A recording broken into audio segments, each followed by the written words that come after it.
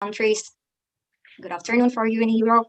Good morning for those of you in the US. Welcome to the International Workshop on Climate Crisis Communication, organized by the Climate Reality Project Indonesia and Tamrin School of Countries Sustainability. PhilLab for Social Innovation Movement, Monga Bay Indonesia, and Progressive Insights podcasting channel.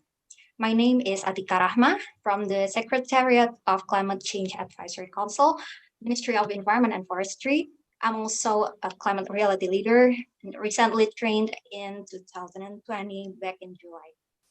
Before we begin this exciting event, I'd like to share some information to ensure that we have an enjoyable session and meaningful discussion. You can all say hi to each other by writing down your name, your organization, and which city or country you are from in the chat box so we know where you are coming from. And after the speaker's presentation, you can also write down your questions in the chat box. And for YouTube viewers, you can also write down your question. Our team will move it to the chat box in Zoom. And then the moderator will focus on the most popular questions with the most upvote or the most relevant to the discussion at the moment. The presentation materials can be downloaded on our Google Drive, and we will share the link at the end of this webinar. So everyone, don't forget to share and post this workshop moment on your social media with the hashtag climate crisis. Okay, so today we will have two moderators. First, Pak Farhan Helmi will moderating the sessions 5, which is about storytelling, and Bu Amanda Katili will moderating the second section, which is session 6. It's about sharing session. Now I would like to introduce our first moderator for session 5 today, Pak Farhan. Hello, Pak Farhan. Hello. Hello. Hi, everyone. Yes, Pak Farhan is from Tamarind School of Climate Change and Sustainability. He's a green evangelist, a commoner, a podcaster, a member of Climate Reality Leader Corps, a scientifically trained independent professional of natural resource, environmental and climate change policy analysis, and an enthusiast in promoting social innovation and movement for a better society. And for the next session, the session 6, will be moderated by Ibu Amanda Katili. And Ibu Amanda is the manager of Climate Reality Project Indonesia, which is an environmental specialist, educator, and writer. So the session will, the first will be Pak Farhan help me to be moderating the session 5 and then continued by Ibu Amanda. So ladies and gentlemen, please join me to welcome Pak Farhan. Pak Farhan, the time is yours. Hi, everyone. Good morning, good afternoon, good evening for all friends and colleagues everywhere as part of course, the climate reality as well as other initiatives that we are concentrating in the very, what you call, important moment this time. So I would like also to say hello to all the speakers, Pak Hizbullah Arif, Pak Tony, Pak Denny, as well as Butika, that also with their house a very busy schedule still can also with us in discussing the very important topics this evening.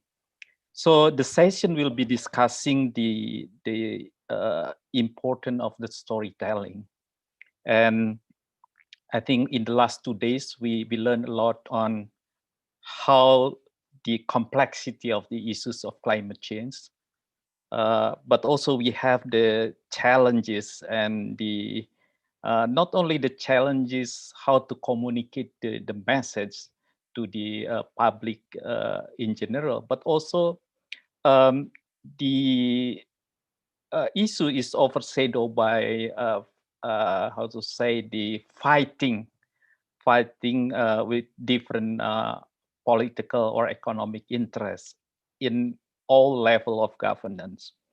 And so that's why the information packaging or any technique is really critical to uh, use efficiently, as well as how to reach the broader audience. So of course, the storytelling, as we know, is not really new. And if you refer to the conventional definitions of the storytelling, this is in fact a kind of how you share the story of the your social and cultural activities. And in the past, the like traditional societies and so on already used to use and share the information with many media like fairy tale, folklore, mythology, legends, and fables. So this is again, this is like cloud. In fact, this is a cloud community as well in the past. But of course, more advanced society as the technology improve, as well as the communicating among people is now very open.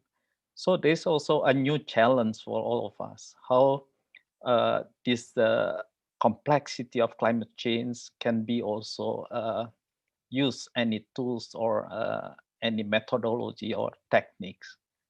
I think the issue is still the same. How can we manage the resources in sustainable, in inclusive, as well as in the just way?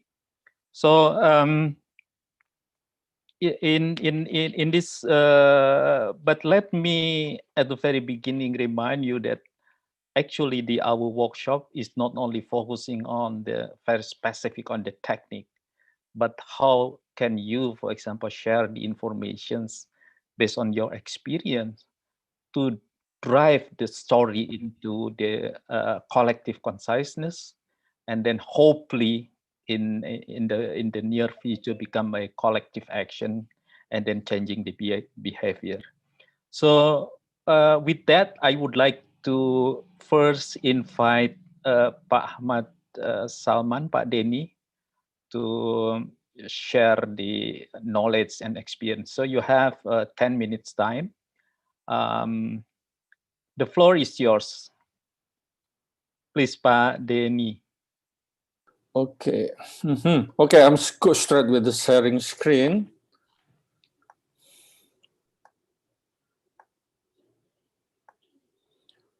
Okay, it's visible, Farhan?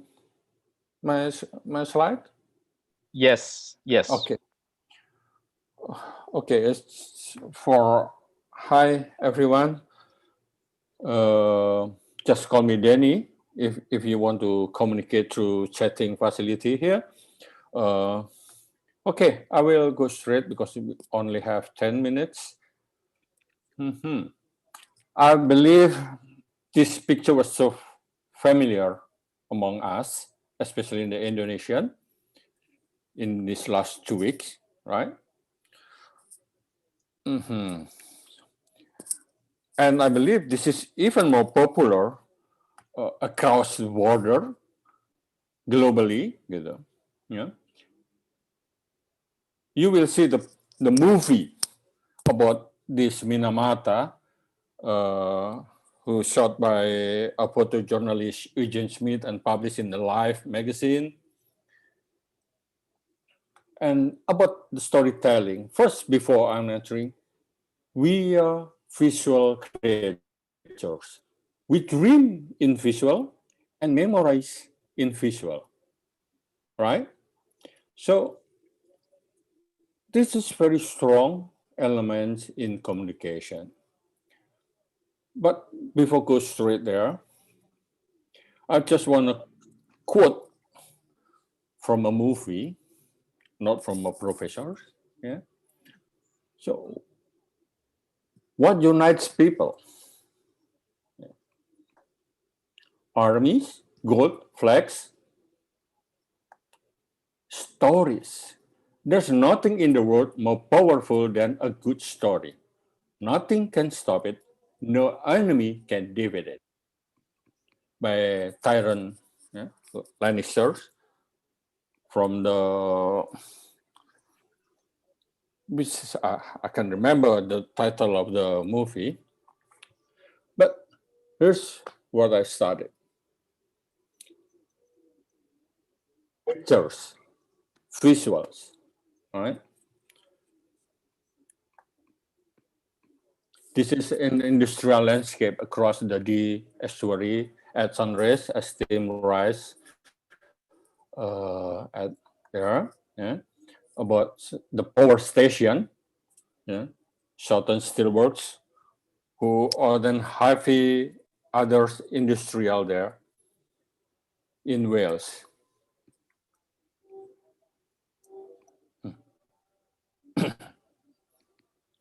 This is another pictures who tell you stories. How the Japanese move tree, they not cut it. When they have to build a construction there.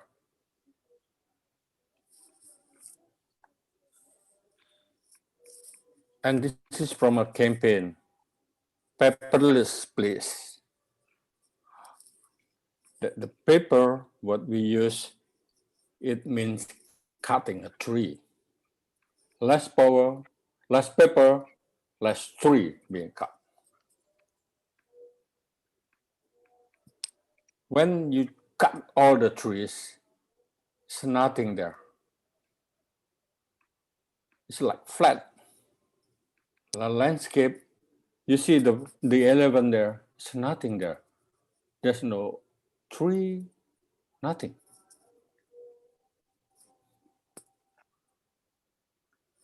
And see, this is how newspaper use pictures, half of page. They only use these two picture called diptych in techniques and combine this picture telling the stories. Less word, bigger picture. So if you want to teach something, you want to convince someone of something, or do you want to pursue it or make your idea memorable, tell.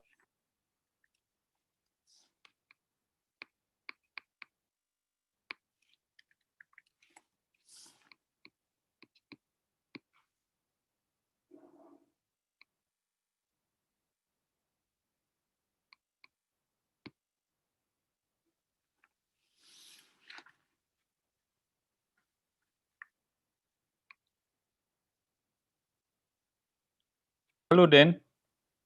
Is it okay? Halo, Pak Denny.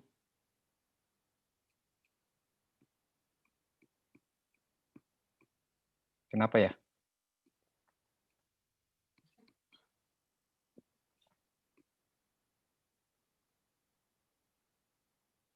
Halo. Oke, dengar? Oke. Oke. Screen-nya hilang. Oke, continue then. Visible? Yes, please. Okay. It's about a century ago. The Louis Hine, he's a beginner who realized the power of photography. This is what he said. I wanted to show the thing that had to be corrected. I wanted to show the things that had to be appreciated. If I could tell the story in words, I wouldn't need to lug around a camera. So, Louis Hine realized the limitation of words and the power of image in telling stories.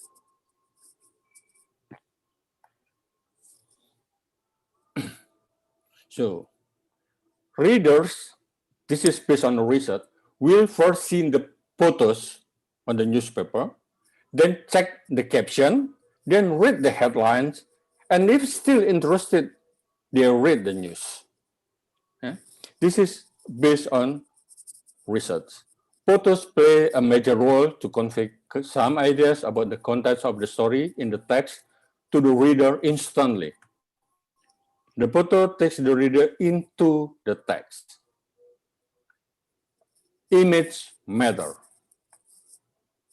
Size matters.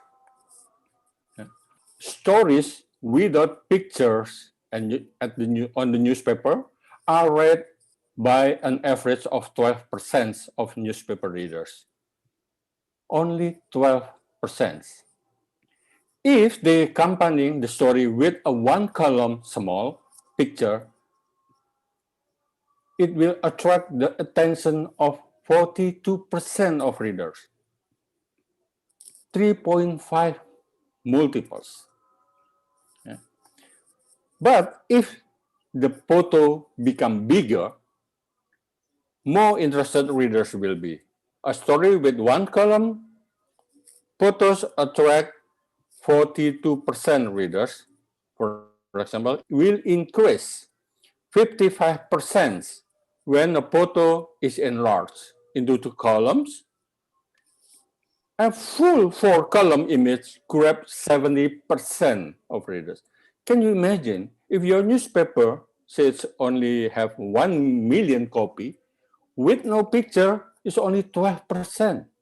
But when you put it a small picture, one column is like so one column. You know the size, right?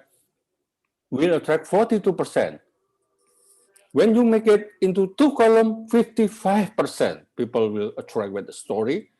And when you put in four column, 70%. The same story, but different in size, image that use it accompany the story. Image matter. Size matters. Yeah? When asked about the content of the story without picture, only 30% of the readers gave the correct answer. What it means? 12% and multiply by 13%. It's about only 1% who understand, who give the correct answers. There is an increased understanding by including pictures or photo. More than 75% readers of the stories accompanied by large photo are able to understand and explain important things which is contained in the same story. Can you imagine? Totally different, 50 times bigger, 50. From 1%, more than the half of your readers will understand when you use big pictures in your story. Yeah. So image stimulates the reader to finish reading article and help them understand the implication. Picture communicate, picture deliver. This is one famous and legendary magazine. Yeah. The Colors 13th edition have no words at all, totally pictures, and sold out. They reprinted and sold out. Wow. Flood is the graphic novel, or a novel without a word. The word is only in the cover. When you open the cover, it's only image and image and image, and got the word. Picture lures. We are familiar with advertising, right? They always use picture to persuade, to lure you. Dennis, still have 2 minutes. Yep. Okay. And you got wow because of the picture. See? So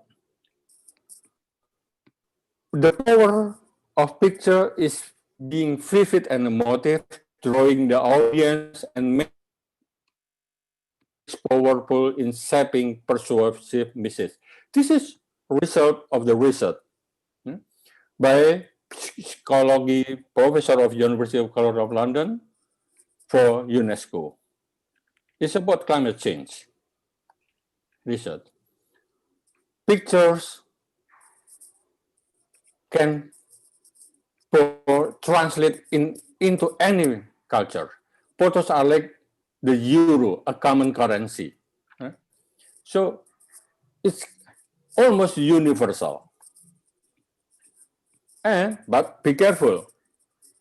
This is the Guardian experience where we were thinking use of image in our journalism. The contradiction in messaging between the headlines and imagery can undermine the effect of reporting and how we perceive the risk. It's like for this one, as an example, dare to go to the sea for life, while they use the image a calm sea, living, or return from the sea. So this is confusing. So be careful. Okay. Photo story is great when it tells about something we never knew before or make us feel we learned something new about the world. So make sure that you use and deliver something new that make people attracted. And this is the 7 sins of media story. Redundant, not getting to the point, visually not strong, no interest, different visual style, layout compromise, images, and adversarial. Avoid it. Okay. The image that defined climate change shaped the way it understood and act upon it. So please, and you can visit this climatevisual.org. This is a site where image related to the climate change. And the other one that I recommend you also to visit, all about photographers who worked and documented the climate change. I can type or give this slide to the moderator, so they will distribute it to all of you. You don't have to type it right now. It's complicated to type this long URL. Okay, Farhan, thank you. Thank you, Pak Denny. I think this is very impressive pictures, and also this is perhaps some of us would like to also ask directly to Pak Denny. Please put your questions in chat box. Just to, if you look at on the schedule, actually I will be, did the schedule plan to start from Arif, but since I slightly changed the how to say, the arrangement, because I need to also to get more how to say, opinion from Pak Arif on his topics, as well as the how, for example, the pictures is included in most of the Pak Arif writing, the hijauku.com. So with that, I would like to invite Pak Hizbullah Arif. Pak Arif. Thank you, Pak Farhan. Good evening, everyone. May I start with sharing my presentation?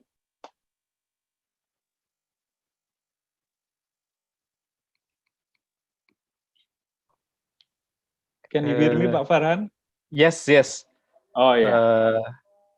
Just a moment. I can share my presentation. Yeah, yes, please. It's better. Thank you, Pak. Okay. So, good evening, everyone. My name is Hizbullah Arif from hijauku.com. I'm the founder of Hijauku. So, I would like to share my experience managing Hijauku as independent media organizations from communication perspective.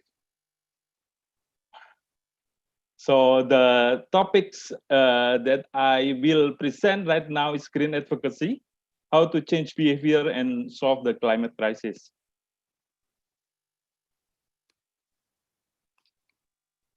When I first founded Hijogu.com in 2011, I realized that we have two important concepts that we promoted at that time is green economy and sustainable development, addressing the knowledge gap in Indonesian communities when discussing about the issues. So we are telling stories, producing content based on those two concepts, and we are starting with almost near zero engagement online or in social media. So that was in 2011. In 2012, I received my first climate leadership training from 350 organizations. It was then I bumped into more complex and bigger issues, and the issues is climate change. So this is actually the issue that we are talking about. So if we are discussing about economic crisis, climate change is far bigger issue than economic recessions. That Indonesia is happening in Indonesia right now. So after finding this bigger issue, climate crisis, we were trying to change our communication purposes from promoting two important concepts, green economy and sustainable development, to green advocacy. So I will tell more about the concept of green advocacy and how we develop this concept into Hijogu communications.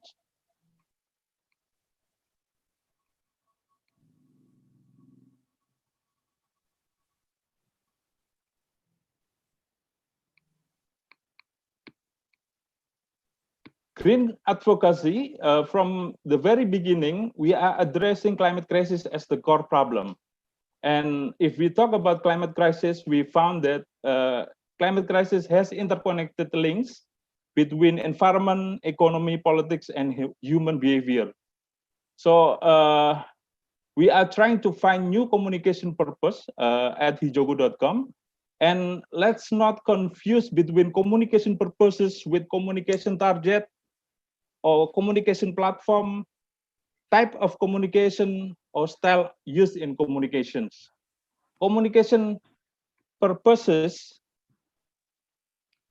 talking about the main goals while we are communicating, while communication targeted and communication styles and other communication platform use in technical term of communications.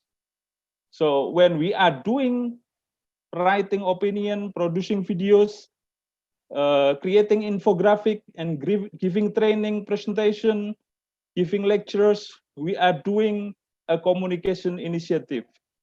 And if we are talking about our target, communication target, it can be vary from students, governments, communities, corporations, even NGOs and general audience.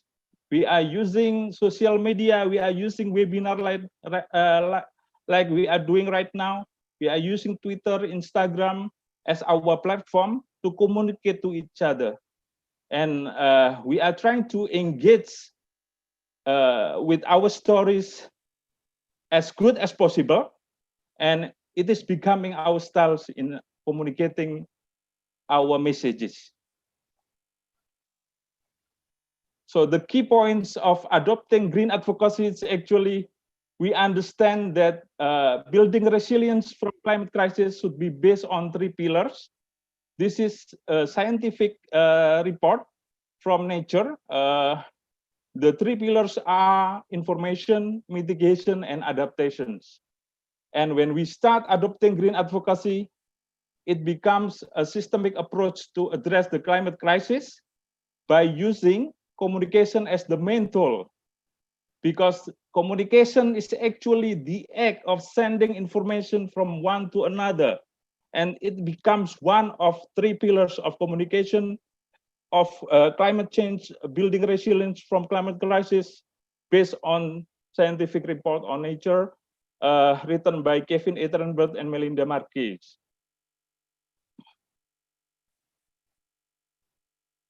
We have at least 4 principles in green advocacy when we are doing communication, telling stories, creating videos, doing social media campaign. The first principles in green advocacy is our communication initiative should be able to increase stakeholders' knowledge and awareness in climate crisis. So this is different from technique in communicating messages, but this is more on the purpose of communication itself. So the first principle of green advocacy is actually we are aiming at building knowledge, increasing awareness in climate crisis because we are focusing on that issues.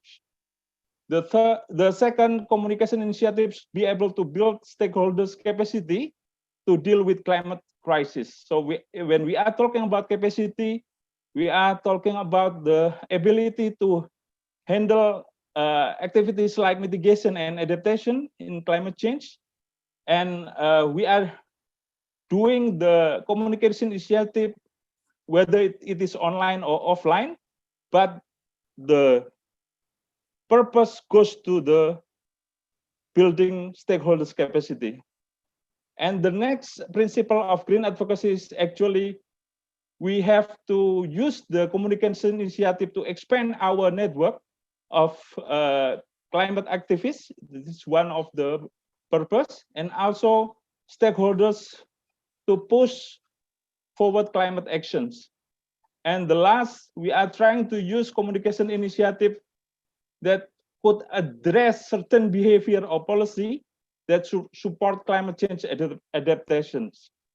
So when we are trying to promote climate crisis as the core problem in our society, we should always think about our purpose of communication at the first hand by remembering that we have 4 important principles of green advocacy that should be addressed before we are talking about the technique of communication itself. So it will be interesting if we can discuss more specifically about how we can actually increase the knowledge and awareness in climate crisis in our society, and how we can actually increase capacity in dealing with climate change in climate crisis, how to help the societies to do mitigation and adaptations, how we can expand our network, what kind of communication initiative, what kind of communication product should we produce to be able to increase our network, and how we could produce communication product that could address certain behavior or policy, so we can actually aim behavior and policy changes in our society. I think I'm limited to 7 slides from the moderator. So the final purpose is actually changing policy and behavior, becoming the target. And as we always see in dealing with climate issues, the final goal is actually creating safer, greener, and just future for the next generations. I think this is combinations of how we can actually promote green economy and sustainable development. At the same time, we use communication as a tools to change behavior and policy using 4 green advocacy principles. That's my take for now, Pak Farhan, and I will happily receive any questions if there is question from audience. Thank you. Thank you, Pak Arif. I think what Pak Arif mentioned just now is actually touch the core issues of what we are discussing in the last 2 days, especially when the changing from one, say, before COVID situation into new situation and new direction. It always competing about values, about the trade-offs, and also about the priority who should handle on very specific issues. So that's why this is very important to us. If we assume that this time is the moment of changing the whole how to say direction, perhaps this is also the time for the activists who are working on the campaign, on the influencing the people, public policymakers, is to develop more effective way to influence the people. So with that, I would like to invite Mbak Tita from Department of Art and Design, Bandung Institute of Technology. The time is yours. The topic is very interesting, how to how to say use the comics in the conversation on climate change. But Tita, please. Yeah, hi. Good evening, everyone. My name is Tita, and I'm going to start by sharing my screen now. I hope I get a good one. Yeah, so I'm basically, actually, my field is product design. I teach industrial product design at ITB, and I teach particularly about design and sustainability. But I'm also active in many organizations. I also in committees that help the governments and so on and so on. And usually it's about creative city, creative economy, circular economy, and so on. But then I'm also a climate leader since 2011. And since then, because making comic is also my hobby, I have my own publication company. Comics is also one of my passions. And I sort of mingle all of this together in a subject. So I don't work twice or three times for a subject, but I put them all in once. And this is part of my work. So you can see the books at the top rows. Those are my single comics. So it's a whole book by me. And usually what I make, because I didn't call it comic, I call it graphic diary, because it is graphic diary. I record my daily life visually, and they got selected into books. And the last one was published in Singapore. It was out May 2020, titled Coming Home, because that's about when we move from the Netherlands back to Indonesia and so on. And on the left box, those are books with me in it, but it's a compilation of stories. And then the one on the black box is published by my publication. But the point is, these comics have different viewpoints of how you see life and how you see many issues that happens in our lives.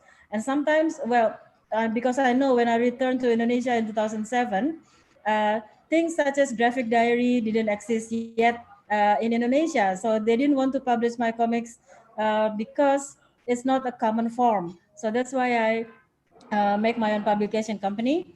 And then later, graphic diary becomes more and more common.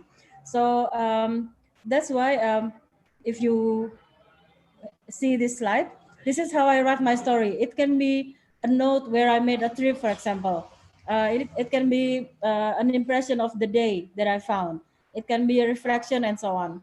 But then in some parts, it's also my, let's say, scream of anger when I heard news that I really don't like. So for example, like, yeah, cutting down forests or killing sharks and so on and so on. But then it's not very structured, because of course it's a graphic diary. It's my personal take. But then what I'm going to share with you now is maybe comics that are more into like commissions, and how would you say it, how would you do it, and so on. So basically, if you want to, it's not different from any other media of communication, but if you have something to say, in this case visually, then sometimes, or most of times, you have to be sure of what do you want to say. What is your main message? How do you make sure that it will get across and doesn't get double interpretation and so on? And secondly, how do you want to say it? Do you think it's urgent to say it? Do you think it's just an explanation? Or do you think let's make it lighter so people can accept it easily? And then also, who is your main audience? Because then it really matters if you want to use certain styles for it. And then when do you say it, how often, and so on. So if we put it like this, it's like you have a matrix that you can just pair and move and maybe make decisions of choices and so on. So for example, in what do you want to say, climate change is real, for example, but then how do you want to say it? Is it descriptively? Do you want to explain about climate change, or how real do you mean climate change is, and so on? Do you want to say it in an urgent manner, or you want to make lighter subject of it by making it funny or more pleasant, and so on and so on. So this is in my publication company, I also have artists and so on. Maybe they don't use the same methods or the same manners in this kind of metrics, but at least this helps. And I was once asked if I want to fill an article, and I in a magazine. Actually, the magazine was mentioned earlier. It's a concept magazine, which now doesn't exist anymore. But I said, okay, I want to talk about design and sustainability. I want to make it a comic, so people, young people, would like to read it because they would relate more if they can see the images that they are familiar with, and if we have characters or personas that they can relate to. So young people like them, or funny people like them, and so on. So this is maybe, for example, if you see the red line, if I want to say about climate change is real and I want to put it urgently, I want to put it out to business owners every month through maybe newsletter and so on. So this would have different take or different look compared to, for example, if I say how to zero waste in a funny way to my school friends once a week, also in maybe in a wall magazine and so on. So there are many options. So maybe following there are some examples that has to do with climate change and comics and drawings. So these are actually cartoons. So comics is usually sequential series of drawings that happens one after another. But a cartoon is just one picture, so you see no sequence here, but everything is there all at once, and then you can get the message from this one panel. So then I make a difference from this cartoon to the comics that I can show you.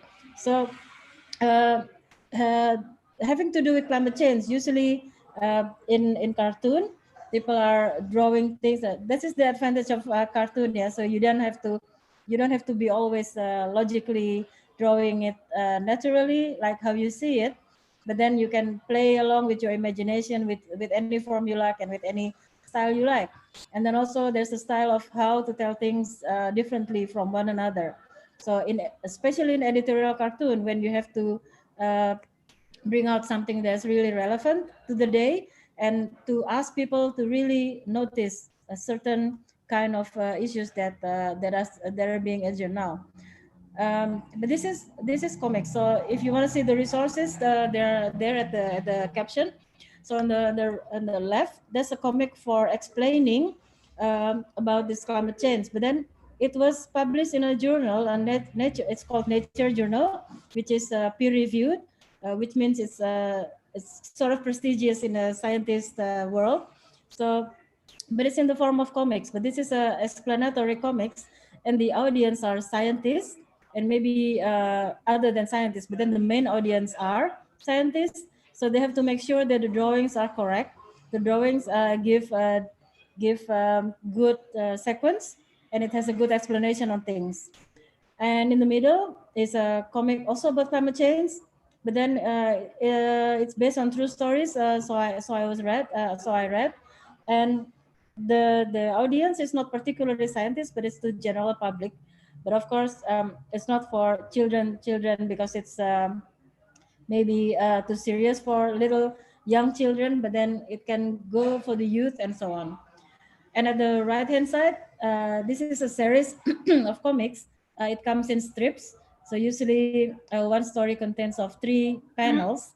And these 3 panels, they usually have these regular cartoon characters that are familiar with the audience because they appear in newspaper as a weekly comics. And they always talk about environment, about not only about climate change, but also about ecological issues and so on.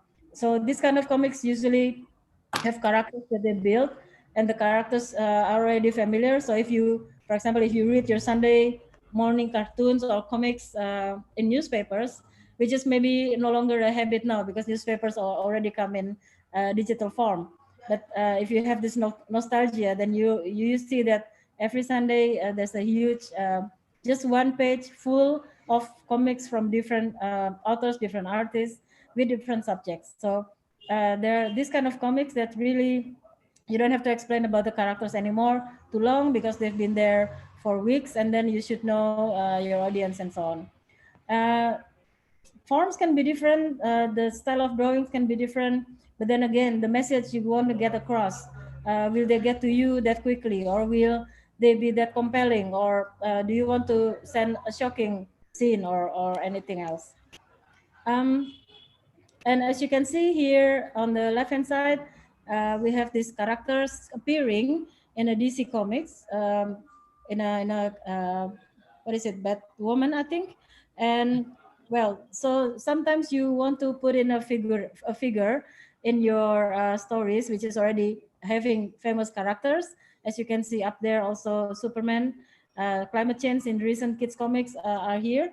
So this article also sends out messages that actually you can attract their attentions also by making climate change, which is seemingly complicated maybe, but it's actually there for you to see in a different way. So it's interesting and it's easy to grasp, because otherwise, if you aim at young audiences, then they should still be so critical, and these comics would explain to you how it actually is. So well, actually comics then really actually help you to explain visually, because it might help understanding easier.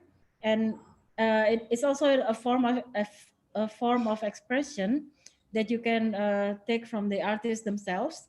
But if you just Google comics, climate change, and so on, there are a lot of examples that you can actually take. And some is really, I use them myself for my teaching purpose, because I teach design and sustainability. But then, of course, it's not only about climate change, but how design and how activities in the art field, they also have impact to the environment, of course, but then there are also economic and social impact and so on.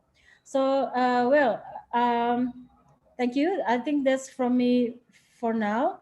I would be happy to take questions in writings, because I really need to go, but Ibu Amanda will forward the questions to me.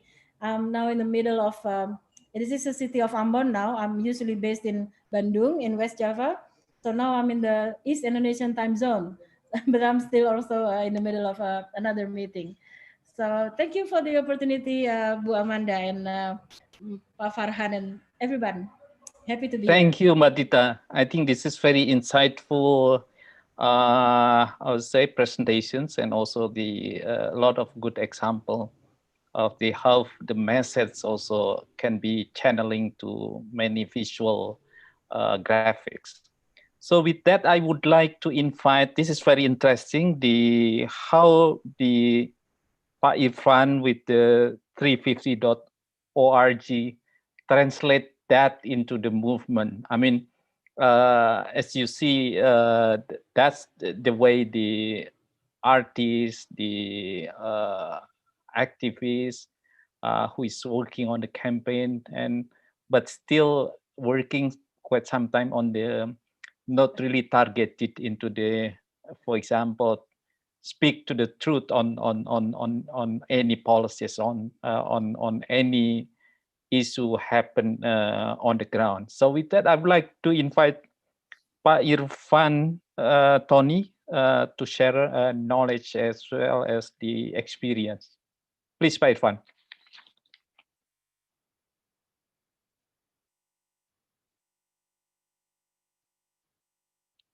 Hello, Pak Irfan. I think you need to perhaps, yes, please.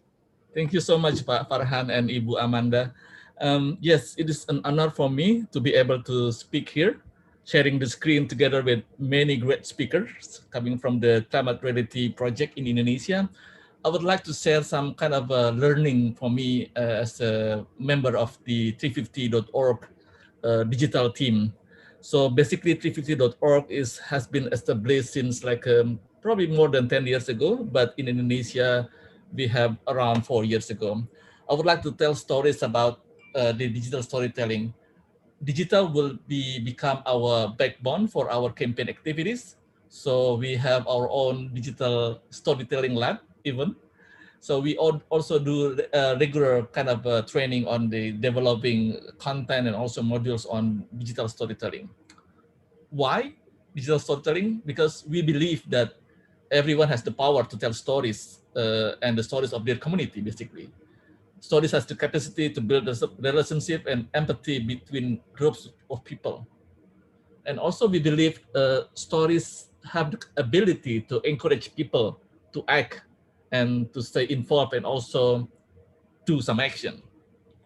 Stories connect to people in many different ways.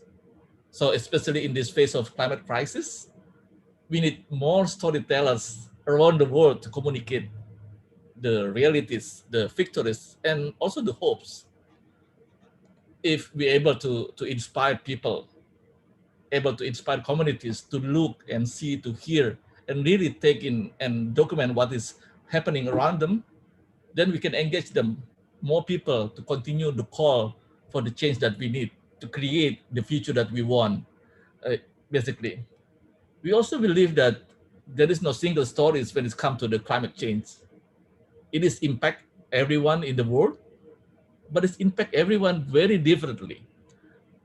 We need many storytellers around the world to help to communicate about the realities and how to change that, how to fight the climate crisis that we face. We also need many perspectives and ideas, not just telling stories about the disaster or marches or action on the street, but we also need to tell stories about the resilience and every days of acts and of courage. Yeah, why your stories matter?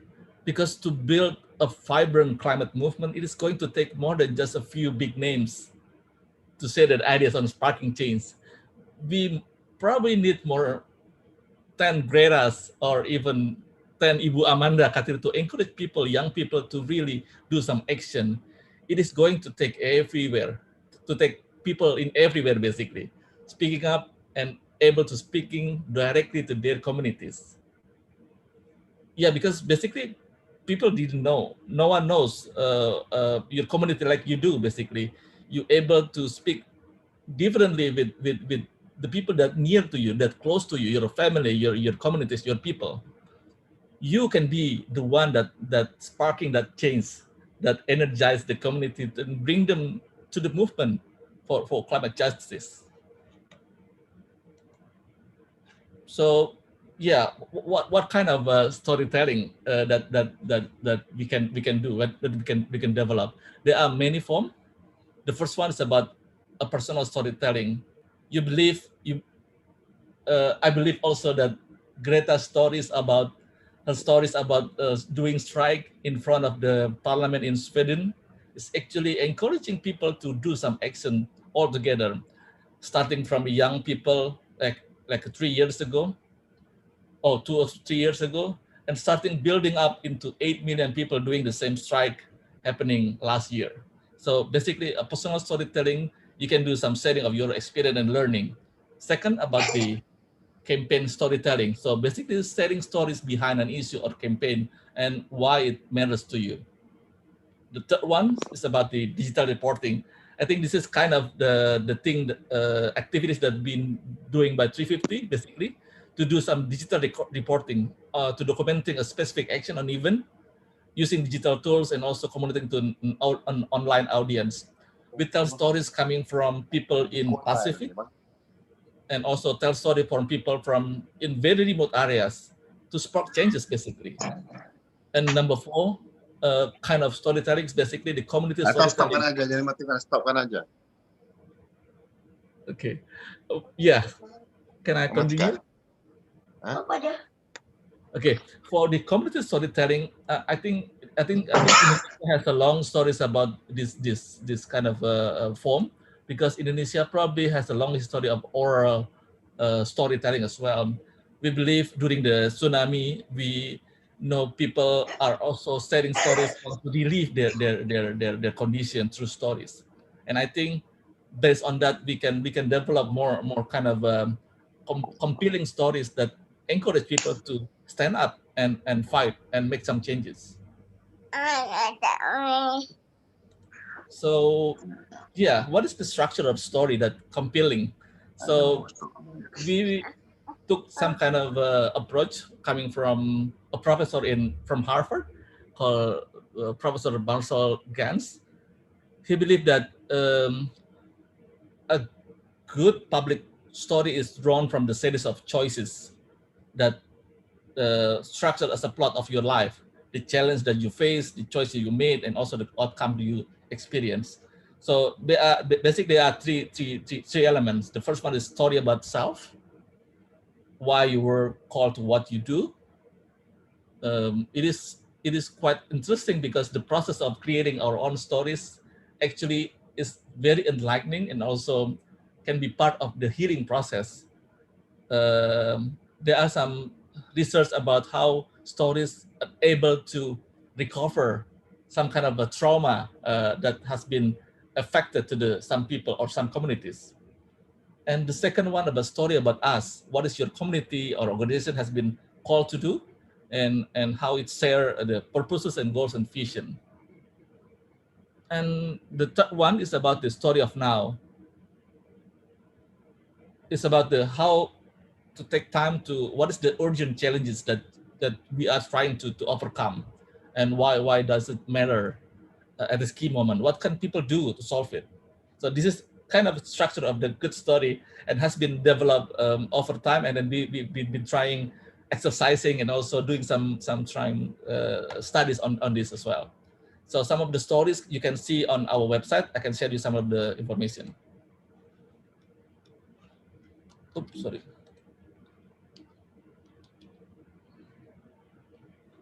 Okay, so these are some of the building blocks of the digital storytelling.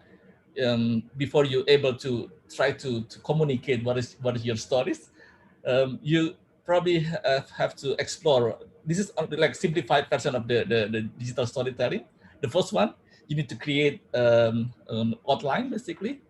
Who is that you want to see your story and why? What do you want people to do after they see your story? So after they see story, and then what? They do some action, they do some petition. Are you encouraging people to come to the street, or what? So you have to create an outline how you going to do the follow up after that. And you also think about to choose your medium. We are exposing so many medium in front of us. We have like not only digitally, traditionally, within the digital media, we have also like different ways, like content for Twitter probably different with content from Facebook. Content from Instagram probably needs to be developed differently with content for TikTok. So you have to be able to choose wisely, and also think about your audience basically. What do you want to reach? What will the most effective ways to get their attention? And probably for the most impacted communities that living in the remote areas, you also need to think about how much internet bandwidth do they have. Sometimes people cannot access like a long video content. They have only SMS. They have only like a radio. So you have to think about that as well, and also think about your capacity and skill and technology. How much time do you have? What do you feel the most comfortable gadget or tools that you will be using? And the third one, be creative. There are so many ways of telling stories. I think that can be one of our target. And Indonesia have a long story of storytelling tools. We can tell stories through wayang and through puppet and everything. Basically, we need to just be more creative on that. So in the end, I would like to say people come to our climate movement from different levels and stories.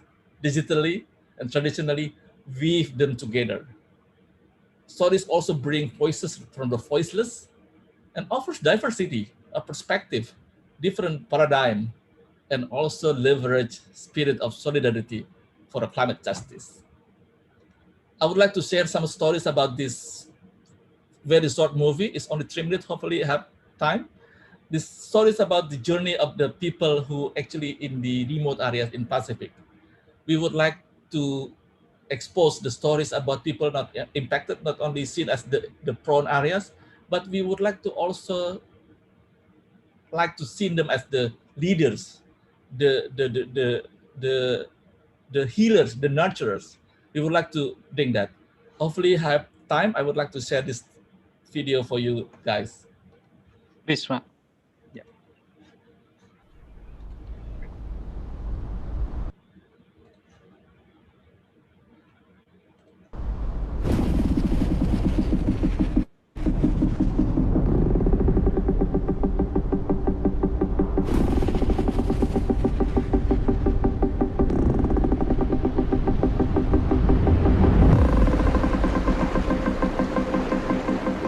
The other day, I held my newborn cousin for the first time.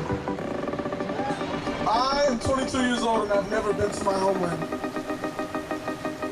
When he is 22 years old, we may not have a homeland. We'll just be an idea.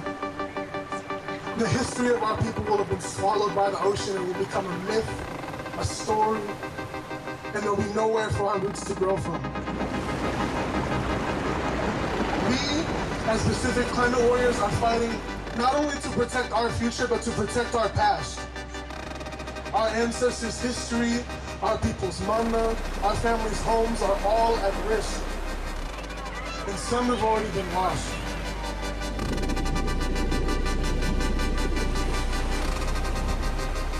The Pacific is feeling the effects of climate change faster, more clearly, and more drastically.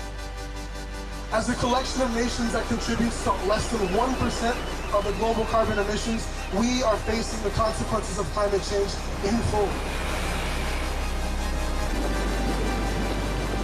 Climate justice is indigenous liberation.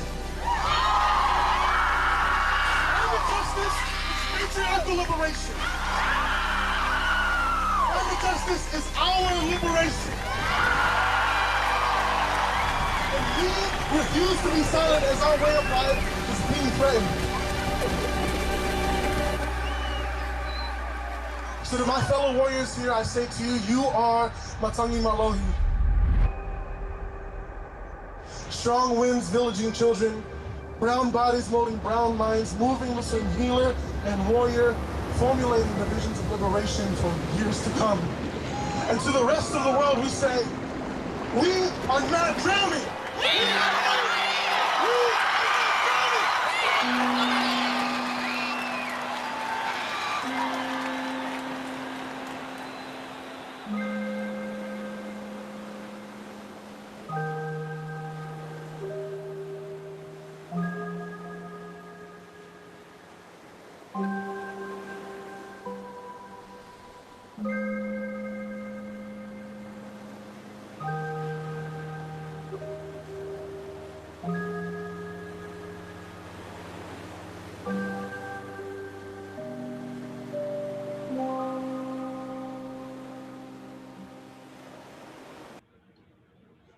Thank you so much. And by that, I would like to give this back to the moderator. Thank you.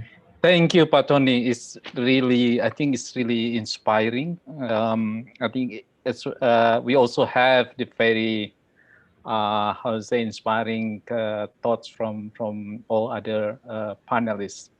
So before I'm moving to the question and answer, I just would like to ask all the panelists, and we learned yesterday from the Ismail Fahmi who did the analytical works on how the drivers on digital community in Indonesia in connecting the issues to the people is really low even compared to other countries. So still US is one of control the conversations.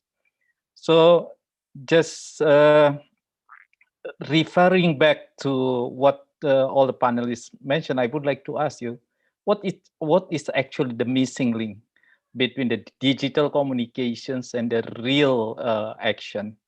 So I think I will be starting from Pak Tony first, yeah, because you just mentioned about all the digital storytelling. Please, Pak Tony. Yes. So what is missing is actually like a digital organizing that connect with people directly. So we cannot really merely just rely our own capacity on our campaign, because it tends to be like people doing like clicktivism, like doing an activism only by clicking the thumb. So I think it is also important to not only campaigning through the social media, through digital, but we also need to do some kind of meeting directly, meet with the people, feel the smile, like talk to the people directly. I think that's more important for us to really make some connection, because stories, yes, it's connect people, but to be able to create some changes, some action, you need to be able to see directly, like a flash by flash, like a yeah. Those digital organizing is kind of what I'm saying, that it's kind of the missing link basically. So digital storytelling, digital organizing, and digital campaigning, those three are the pillars that we need to be seen as the one of the important thing that we need to do basically, Pak. So then I would like to invite Mas Arif, yeah, for the same questions. Okay, Pak. So if we are talking about social media analysis, you mentioned about Pak Ismail Fahmi doing mapping, and I believe the mapping it is based on the Twitter mapping, because from what I already understood that Facebook is not cannot allow other users or outsiders to map their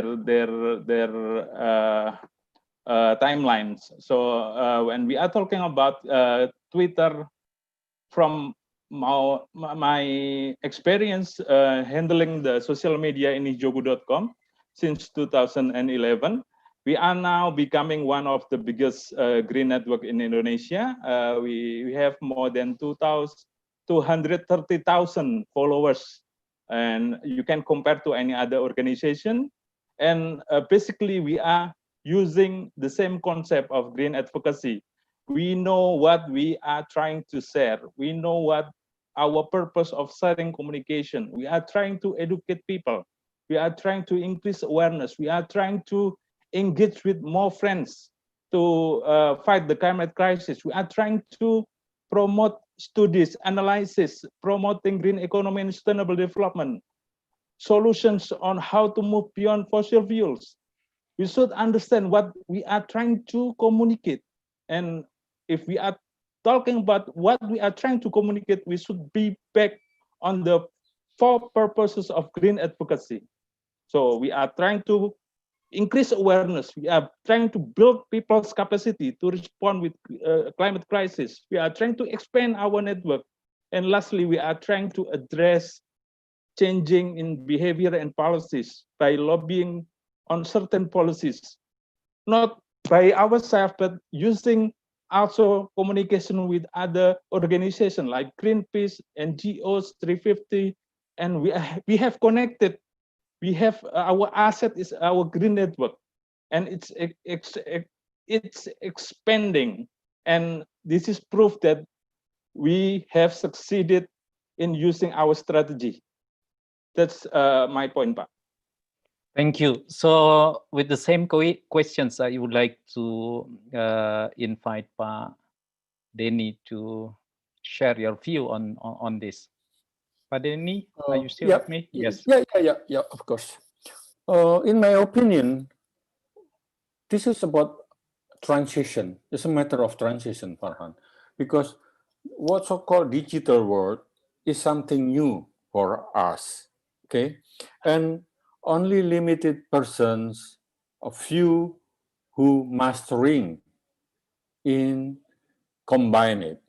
What it means, I say combine. So far, digital is only an extension of a so-called publication. It's not really integrated in our reality itself. It's like a still kind of pavilion. It's not the how you can say the main of our activity. So the problem in this extension of publication is the production, what you are going to be published, and how to use this digital as a platform, not only for the publication, but also as a habitat for the activity itself. So I'm not too much worried about it because this is matter of time. We will integrate the reality and the cyber, but it takes time, it investment because it's access and technology, infrastructure, education. So, but we're slowly going there. I'm not too worried about that.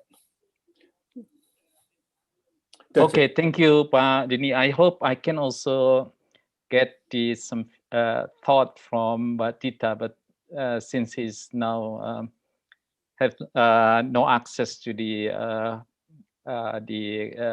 Zoom, but perhaps you can, if you can also share typing or something on some of this how to say concern. If you look at on the chat box, there's perhaps I don't know, maybe Pak Denny or Pak Irfan or Pak Tony could answer perhaps this is the more elaborative the questions on we just discussed. So the questions is the communications on the crisis should be based on the fear-based messages.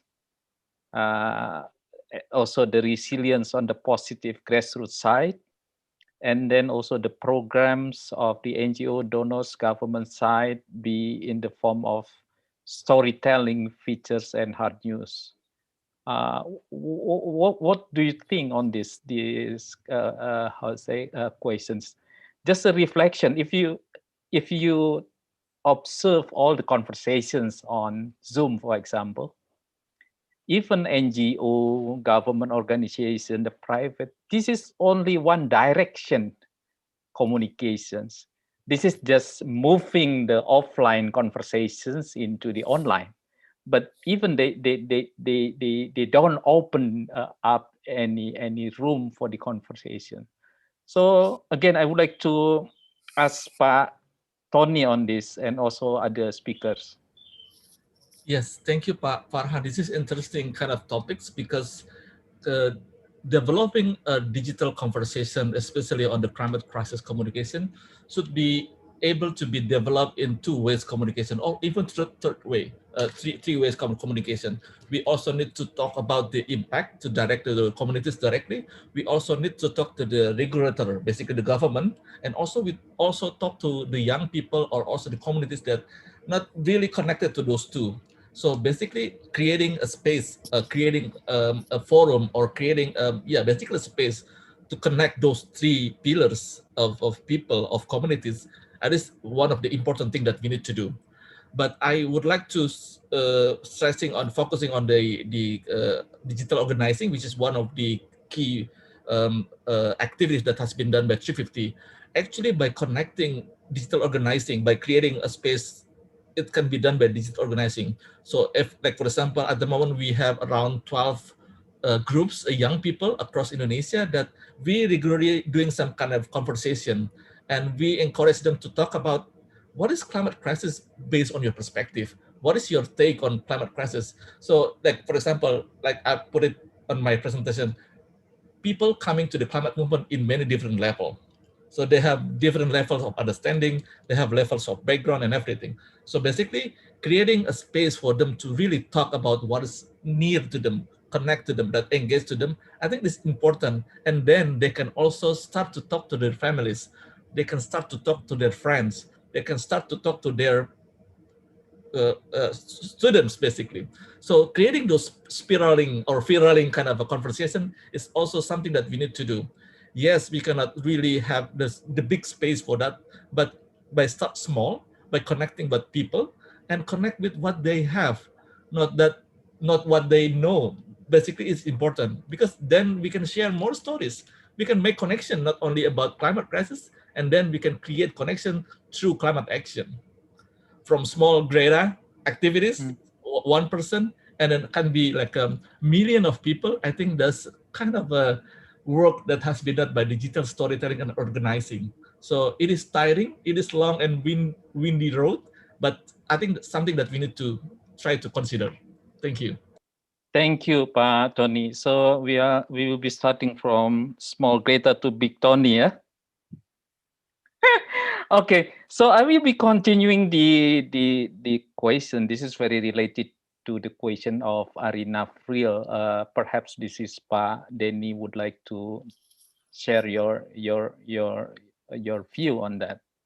I think again, still the question is that some of the PR approach is trying to simplify the issues rather than moving to what Pak Tony just mentioned. So how we use the platform to organize people to solve their own issues, as well as really asking the more authoritative the agencies to solve the issues. So Pak Denny, please, if you can respond to of that. course. This is whether you like or not, Farhan, we have to deal with this. The need, okay, the demands of the audience. Okay, lying is not only about the picture, even text, even audio lying from the past, now, and then. So it's not a specific problem in visual. It happens everywhere in any mediums. Okay, but this is, I want to say a word which is very important, what's called integrity. Regarding to the pictures, in picture itself, in digital, we know raw formats or metadata. We always, I especially, two disciplines to take picture in the raw formats because there's the metadata and the data is complete and could be checked. Because sometimes we have to entering image forensic to detect this picture has already altered or still as it is. Yeah? So it's very important. And about, do you know, we only have the average, this is a research, people spend less than third quarter of second for a picture. So if your picture is not really good enough and not simple, forget it. The message will not deliver. So the really important, because of this less than 3/4 of second, so you have to be careful to select which picture. The simple one and the strongest one. That is a must to get attention or to hook your audience. I think that's what I can say to answer Ari Nafril. Thank you. So I will be continuing to Pak Arif, but before that, I would like to, one of the critical, assessment from Mas Andi, I think at the first day of this conversation is that check balances in the information transactions. Even the big company like Google and Facebook, for example, they can, through their algorithm develop, they can filter the, so for example, the fake data or fake news and so on. But it's not the opinion.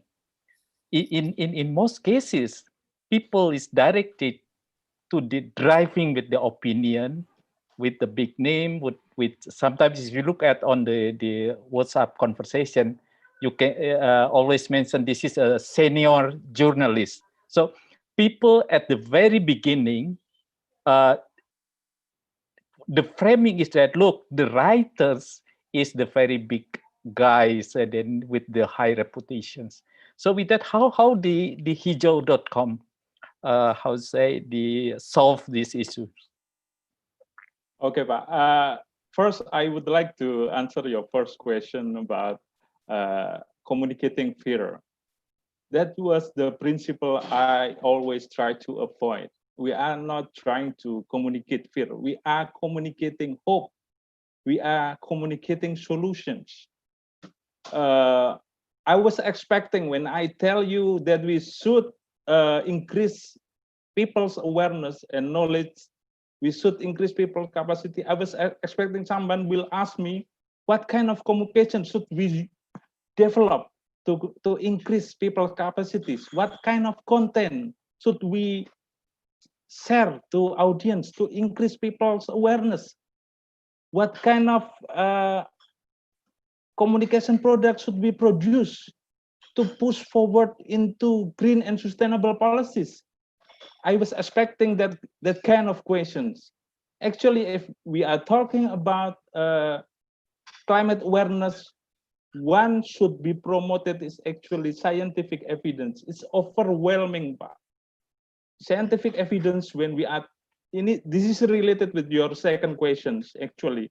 When we are promoting opinion in hijogo.com, we are trying to read the opinion itself based on what is the topic. Is it relevant to our missions to promote solution towards climate crisis?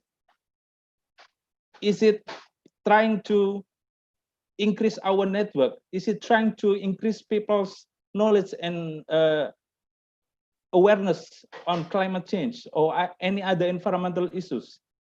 This kind of question I always ask before we receive any opinion in hijogo.com. And ever since we are receiving so many articles from friends and also from contributors from all over Indonesia, they are actually trying to voice their concerns. This is our main goal, actually. Green advocacy is actually an effort to change behavior and policies. The way to change behavior and policies by giving voice to the people.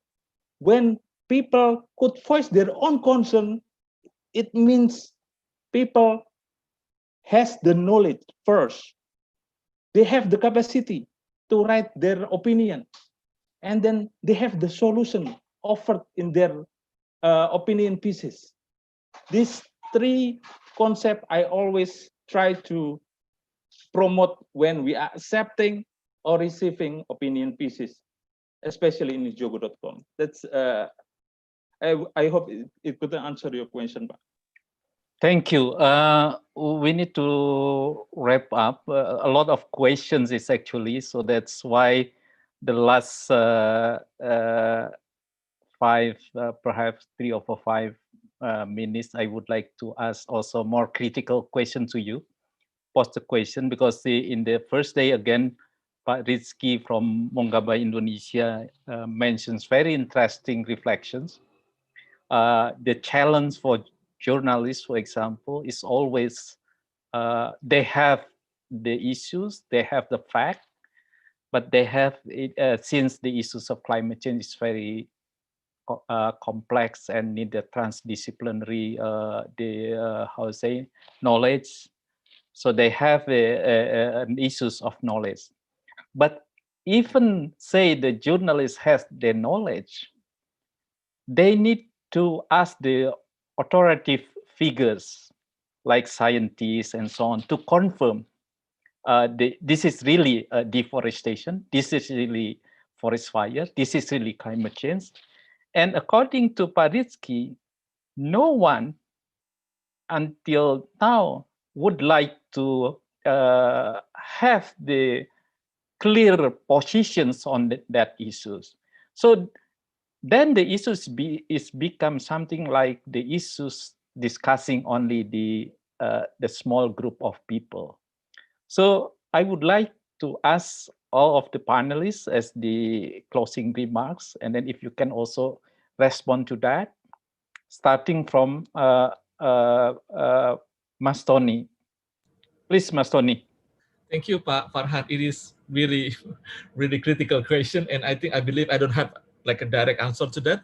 But I think something that we can start is basically to create like a hub of information that contains all the information about climate crisis, all the facts and figures that really like a digestible but for the people, and it is organized by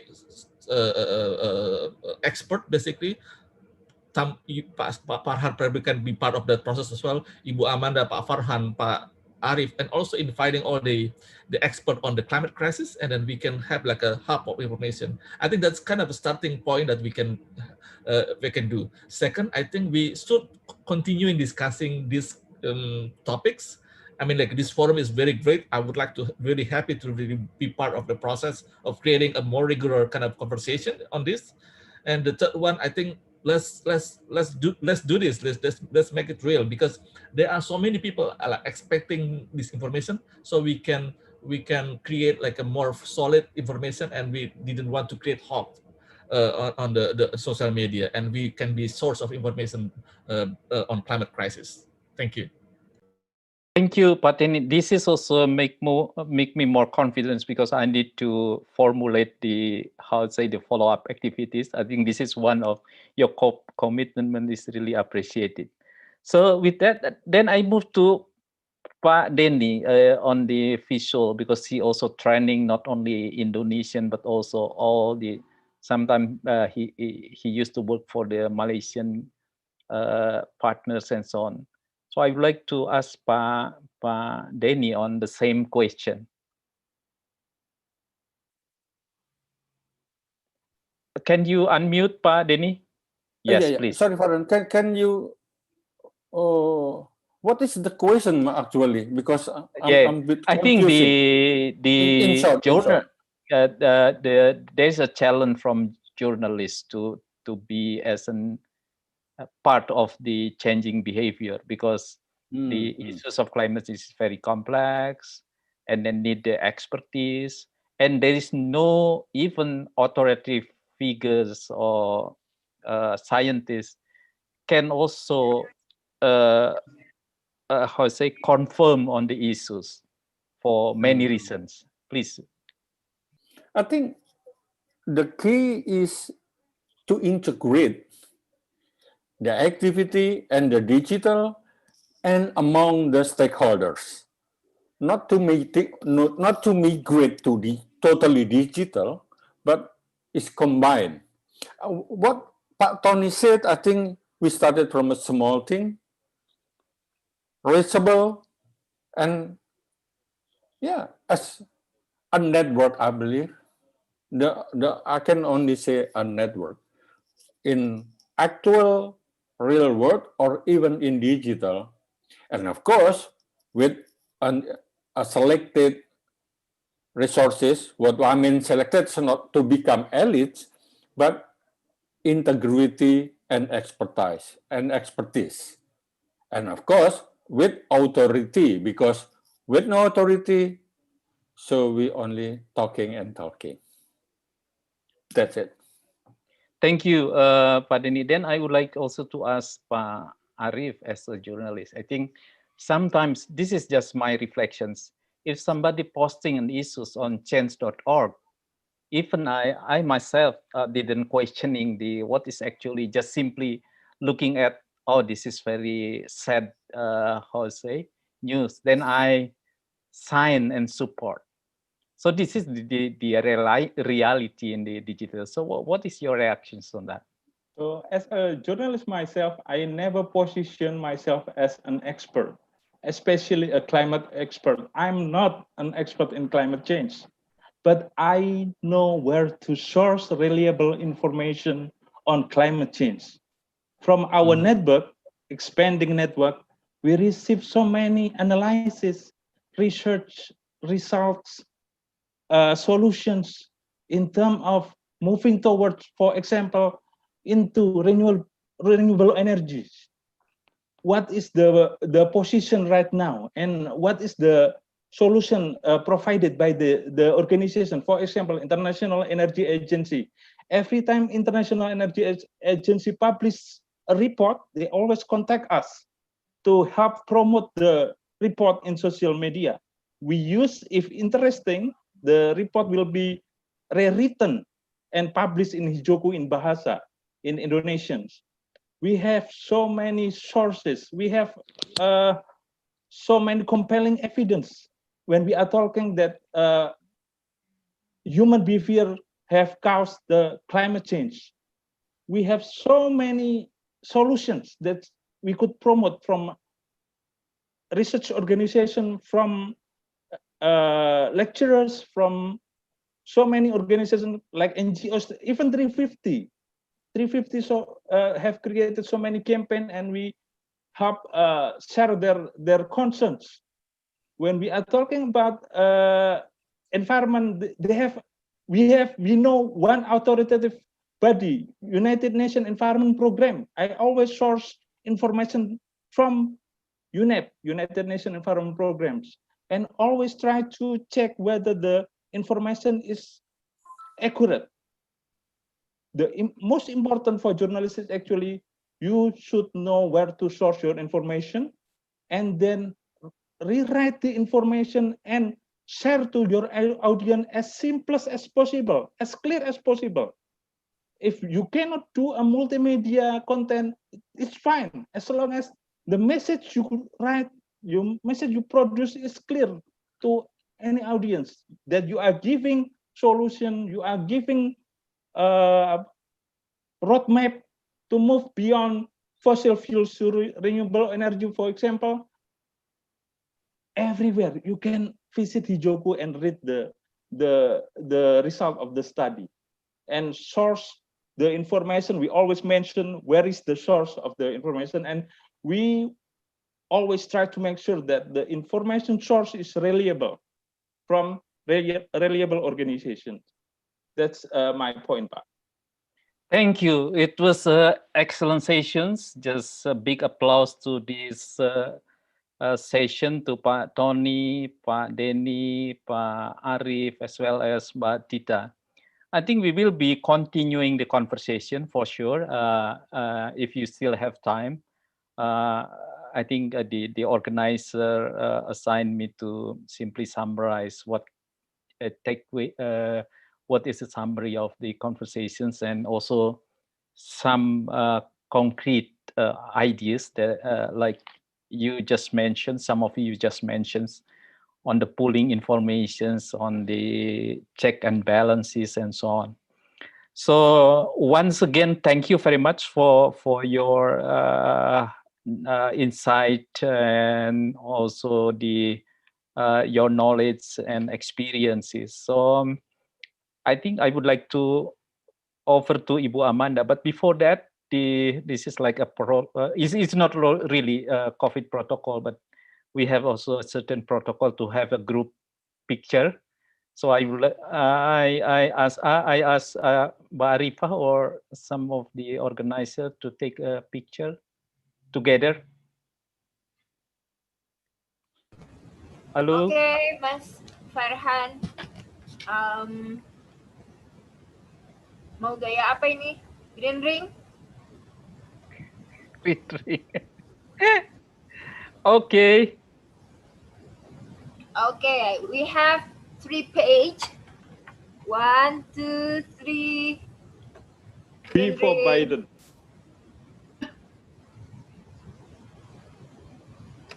One, two, three. 1, 2, 3. Okay, thank you. Thank you all. So I think it seems before I offer to Bu Amanda, we would like to achieve the temperature is just below 2 and hopefully 1.5 derajat. But because Pak Tony and all of you now promoting any heat debate, so this again increasing to more than 3 degrees. So let's continue conversation. Bu Amanda, please. Wait a minute, Farhan. I have to Yes. leave Yes. for something else. Yes. Okay. Yes, So please. sorry for. It's okay. Thank you for everyone. Okay. Yes. Thank you all. See you next time. Bu Amanda, please to lead Yes. the next sessions. Can you hear me? Yeah, okay. Thank you, Farhan. Ladies and gentlemen who just joined us, we just finished our 5th session and we are going into the 6th session. We already have the speakers in the room. We already have Mukti Suyahmun. We already have Evan Gach from Japan. We already have Zolt Bauer from Hungary, from Europe. And we already have Aditya Pundir from India. But since we just had an intensive discussion, we would like to have a few minutes break, maybe around 4 to 5 minutes before we proceed to the 6th session. So you are welcome to get your coffee, tea, or maybe dinner, because I know that some of you haven't had dinner yet.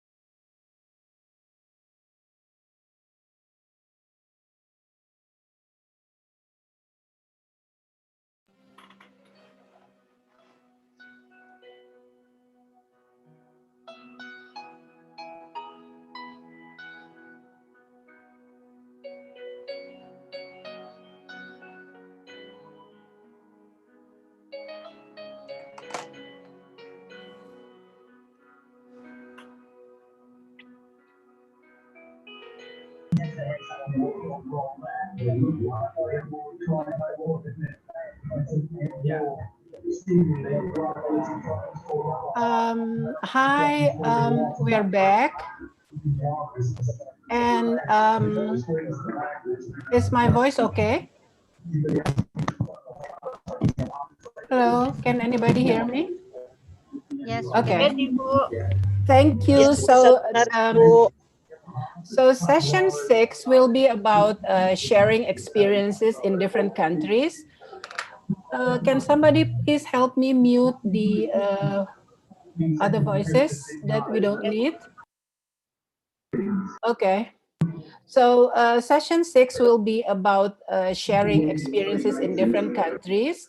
And then we'll continue with the takeaways from the 3-day workshop. And then we'll have polling about what to do next. But for the first speaker in this session, I would like to invite Mukti Handayani Suyahmun. She was the assistant to the President's Special Envoy on Climate Change in Indonesia for 10 years.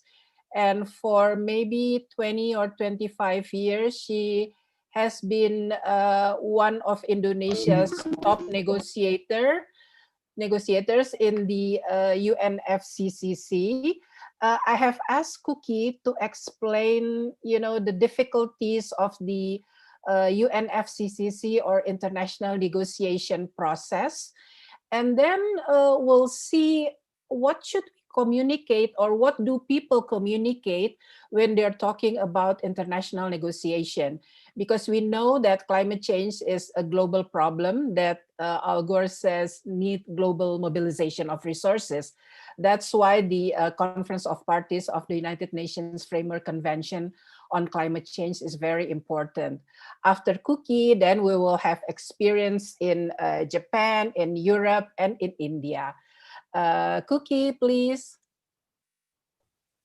Sure. Yeah. Thank you, Ibu Amanda. I hope everyone can hear me clearly. Yes. Okay. Okay, great. Because sometimes I have problem with my internet connection. Sorry. Hopefully tonight it will be okay and no problem with the connection. All right. First of all, I would like to thank Ibu Amanda and also Pak Farhan for having me in this session. And I got quite a difficult task, I think. Like the topic of my presentation should be challenges in communicating the progress and process of the international negotiation process. And I already have some challenges as well, Bu, even to communicate what to communicate, right? I mean, please, I hope you all can bear with me because I'm trying to share with you the overall process so that everyone can understand also that the process itself is not easy. There are a lot of complexities in it, and definitely it will be another challenge for communication for sure.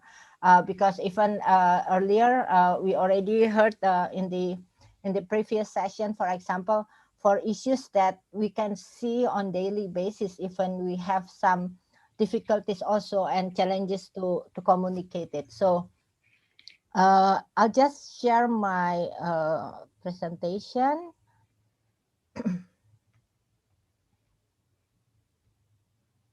All right, I hope everyone can see the presentation. Yeah. Yes. Yes. Okay, and I'll just switch off my camera because otherwise it might somehow affect my my connection.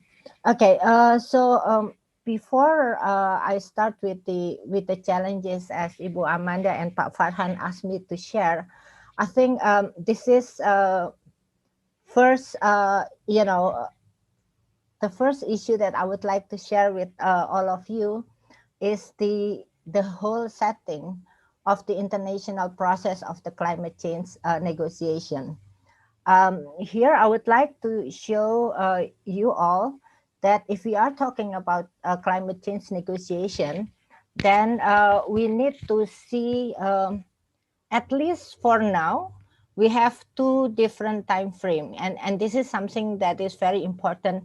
Why 2020 this year is very important? even though unfortunately we cannot have the COP in Glasgow this year and we need to postpone it for next year. But nevertheless, 2020, everyone has agreed that 2020 is a kind of, if I can say, kind of a cut-off between the pre-2020 and the post-2020, if I can say, regime of international climate negotiation and our international collaboration effort to tackle climate change. If we are talking about the pre-2020, then, before that, the whole story is about the United Nations Framework Convention on Climate Change, or UNFCCC. And if we are talking about the UNFCCC, there is the authority, the highest authority that make decision is the Conference of the Parties to the UNFCCC itself. Now, if we are talking about pre-2020, then we have the Kyoto Protocol as the, how do you call it, like a legal basis for the implementation. And the Kyoto Protocol itself, up to now, we already have 2 commitment period. Sorry that some of my presentation is still in Bahasa Indonesia, I just realized it, sorry. But period commitment means commitment period, right? So the first commitment period is 2008-2012. And we already passed that one. And then we come to the second commitment period, which is 2013 to end of this year.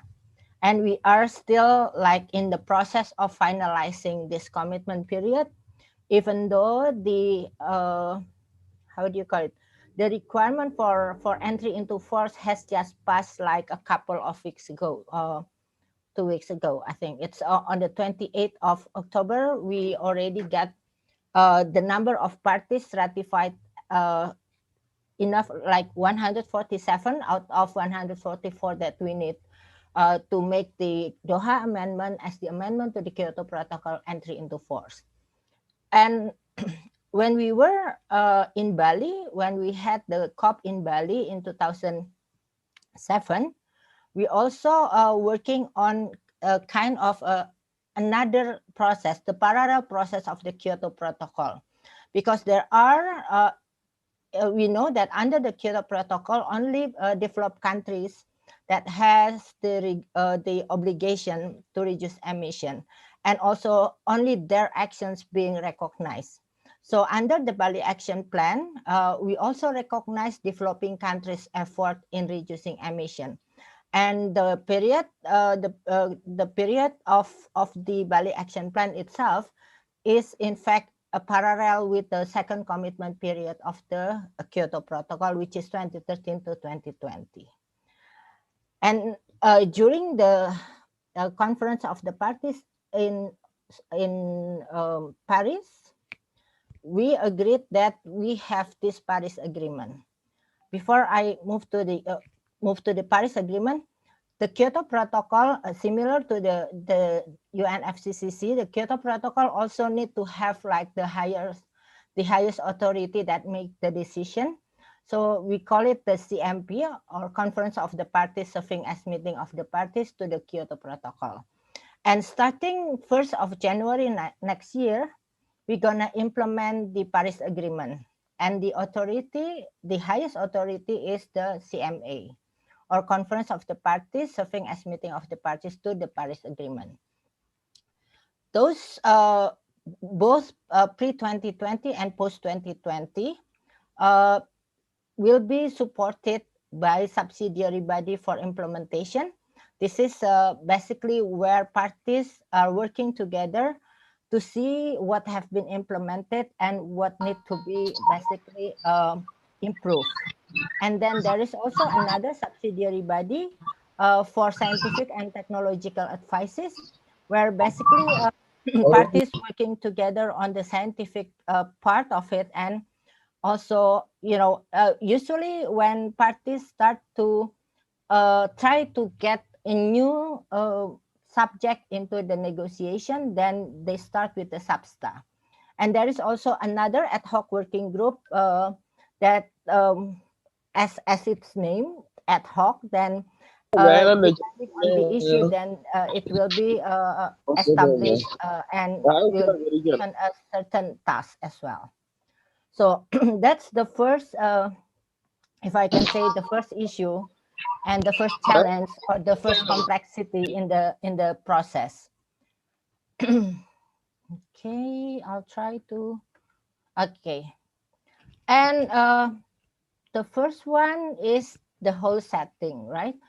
But then there is also another element that we need to understand if we are talking about the international negotiation, which is the issues itself, the issues during the negotiation or the issues that being negotiated in the process.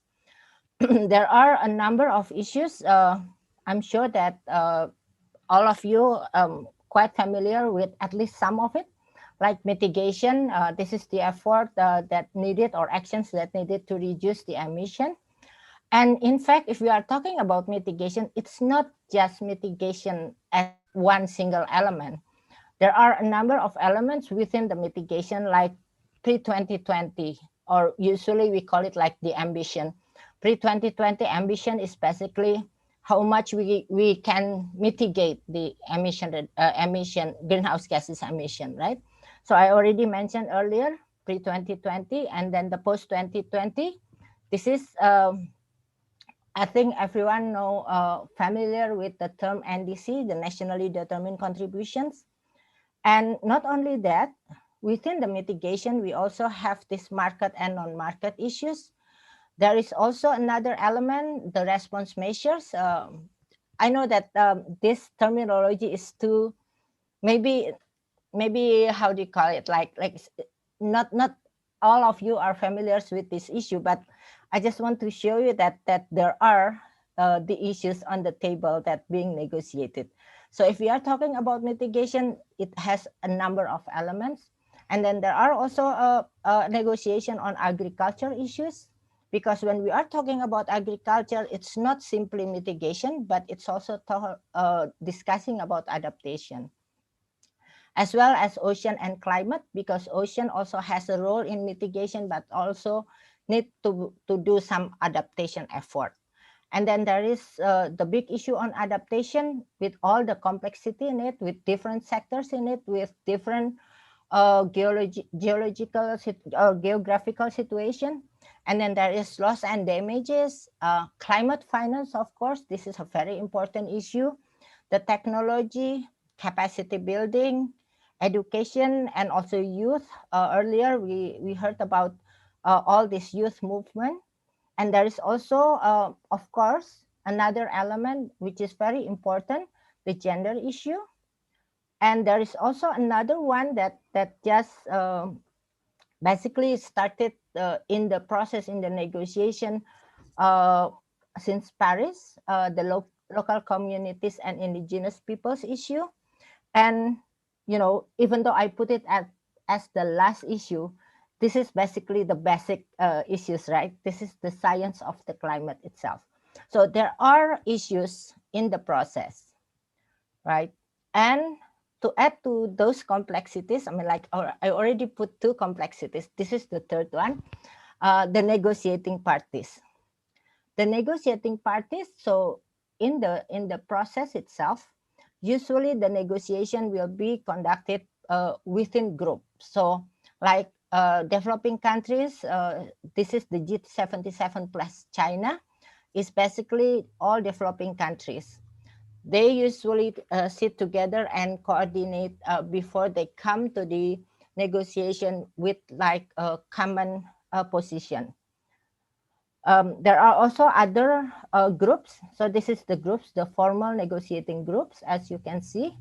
But there are also groups in the negotiation that basically based on common interests. Like for example, these CFRN, this is the Coalition for Rainforest Nations. So this is nations with rainforest that basically agreeing to bring a certain issues to the table. Another one, for example, if I can see here, the HVC, this is the high vulnerability countries, for example, or OPEC, as you can see here. So this is parties. Parties means representative of the government, right? But in the process itself, there are also non-parties, such as observers, including NGOs, including academia, and also media, of course. So there are, okay, the first is the setting or the whole setup of the process. The second is the whole issues of the process. And the third one is the actors in the process itself, right? Okay.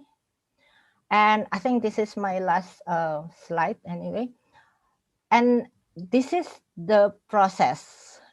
So I already mentioned in the first slide that the whole process will be supported by SAPSTA, SBI, and the AWG.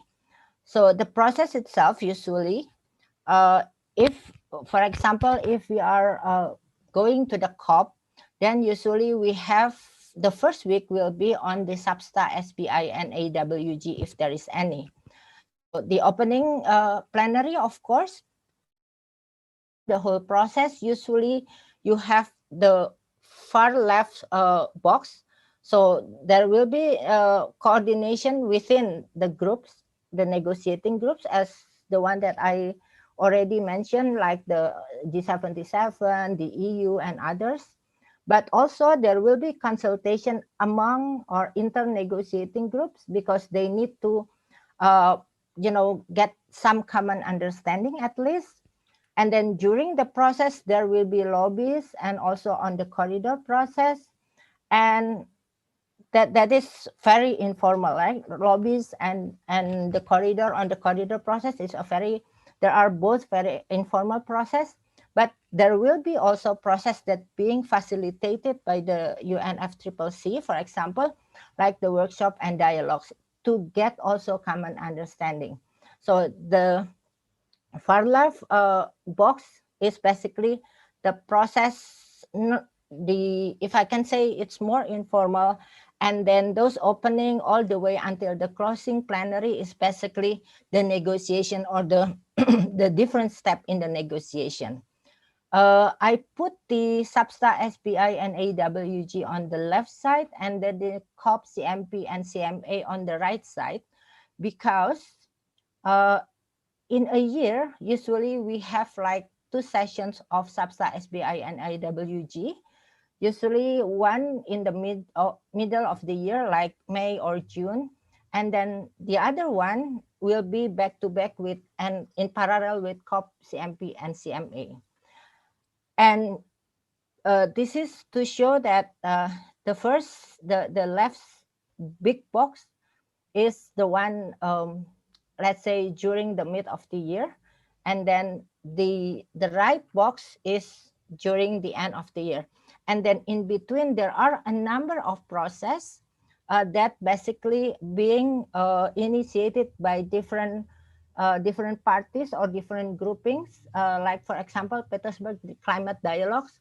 This is usually organized by the German government with the both previous and incoming COP presidency. There is also Cartagena Dialogue. This is a dialogue between developed and developing countries to get common understanding. And then there might be climate summit by the UN Secretary General and also the pre-COP. So, this is basically those that I've been sharing with you is all the complexity that we have. But if we see these things, we can, and then to answer the question on the challenges, I think as you can see already, the challenges is basically the complexity itself becoming the major challenges, right? But if we want to communicate the progress and the process, then I think there are a number of issues that we need to understand. First of all, the progress may not be as bold as people would like to see, right? Because as I mentioned earlier, I'll just come back to this one. For example, there are so many issues, and usually these issues are the negotiation will be conducted in parallel. So within a day, you might have like most of the issue will be negotiated in separated rooms. And of course, with these issues and with these actors and with different, let's say, interests of different actors or different parties, then it is easy for anyone to hostage any issues for other issues, right? So this is why the process, the progress sometimes looks very slow, because it is. And in fact, I haven't mentioned earlier, the number of parties is right now of the UNFCCC is 197. So, you know, because the negotiation not only among groups, there might be, for example, within the G77 plus China, AOSIS is part of G77 plus China, even though there are also some other members that is not part of G77 plus China. African group is part of G77 plus China. Arab League is also, so, you know, even within one big group of G77 plus China, you have many subgroups that might have different interests. So that's why the process, the progress is so slow. So if you would like to communicate the progress as well as the process, I think what is needed is, first of all, whoever want to do the communication has to decide, first of all, what issues that they would like to communicate, right? Because there are so many issues. I don't think that it would be, you know, realistic to basically communicate all issues at once, right? First of all, which issues, and then the second, I think what we need to agree upon is who are the actors. Do you want to see it from the government side? If so, then which government, like developed countries, or, you know, LDCs. LDCs here is the least developed countries, for example. Or you can also bring, as earlier, for example, the non-parties, non-state, like the youth, or, you know, labor, or whoever, that gender, for example, or local communities and indigenous people. And then the third one is, of course, the audience. Who is your audience? You know, like, for example, I think what is important also, if you already decided on the three elements, the issues, the actors, and the audiences, then the next challenge would be how you're gonna frame and package the issue, because I think this is where you know, the targeted audience will play a significant role.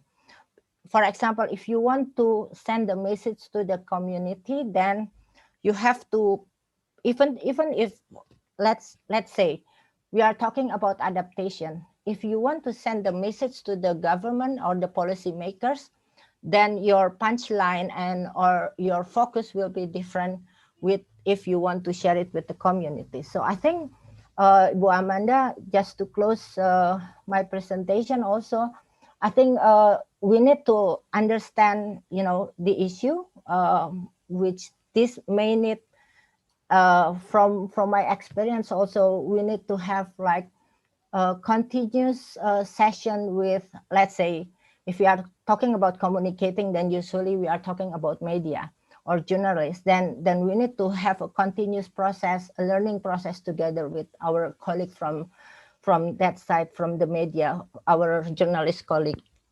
But also we need to understand, or we need to decide basically who we want to send the message to. And that will, and also that will, you know, basically decide what kind of information and what kind of key messages that we would like, that we should put, so that the message that we want to share can be, basically can be conveyed and also communicated effectively. I think I'll just stop there, Bu Amanda, and maybe we can have a further discussion later. Thank you so much. Thank you, Cookie. Your 30 years experience in the negotiation table, and you can put it in just 4 slides. That's really amazing and appreciated. And maybe there is a question, what are they negotiating? So they are negotiating how to address climate change. And the UN principle is always nothing is agreed until everything is agreed. That's why the process is very complex. Thank you again, Cookie. Now I would like to invite Aditya Pundir from India. India is such a big country. How do you see communicating the climate crisis in India, Aditya? And if you can put some seasonings about international negotiation for India, that would be very great. Thank you, Amanda, for giving me this opportunity to be here with you. So I have put my talk in about, can you hear me clearly? Yes. Okay, so I will share my screen. I'll take you through a small presentation I've put together on how we communicate climate change in India, and also how we are doing with the COP. So I'll just share my screen.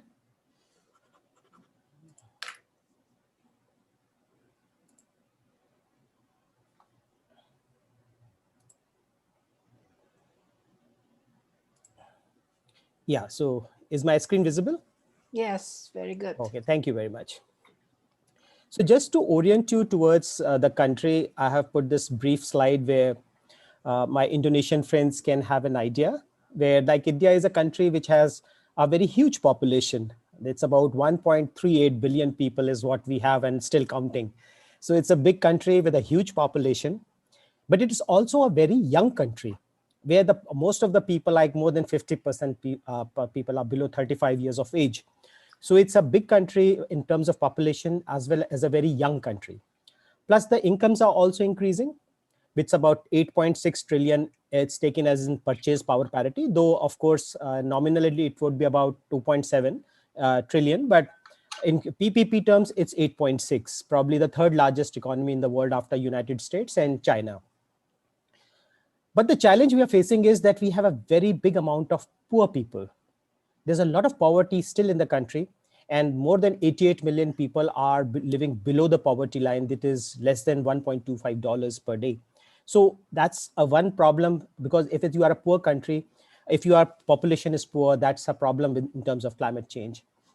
And another thing we have is that the agriculture, the employment, most of the people are still into agriculture, like 58% people are employed by agriculture, though it only contributes 18% to the economy. So it's a great employer. So agriculture is again based on, you can say, the climate. So that's why that brings to my second slide, like why climate becomes very important for India. So some of the things which we are facing, some of the challenges we are facing one is heat waves. India gets very, very hot. We have recorded temperatures up to 51 degrees, which gets extremely hot. I think it will be for people living in Jakarta and around Indonesia, will find it very difficult to imagine. It's a 51 degree, it becomes very, very, it's like a desert temperature. So we've been having a regular heat waves, losing people. We're having very strong cyclones, and especially for the last few years, the frequency and the intensity of the cyclones have increased. We had one last year, we had this year. So every year now the cyclones are coming with much more regularity. And then we are having extreme events, like suddenly it will rain, like it happened in Jakarta. I think you can identify, you'll have 1 month rain falling in 1 day. That type of events we've started having.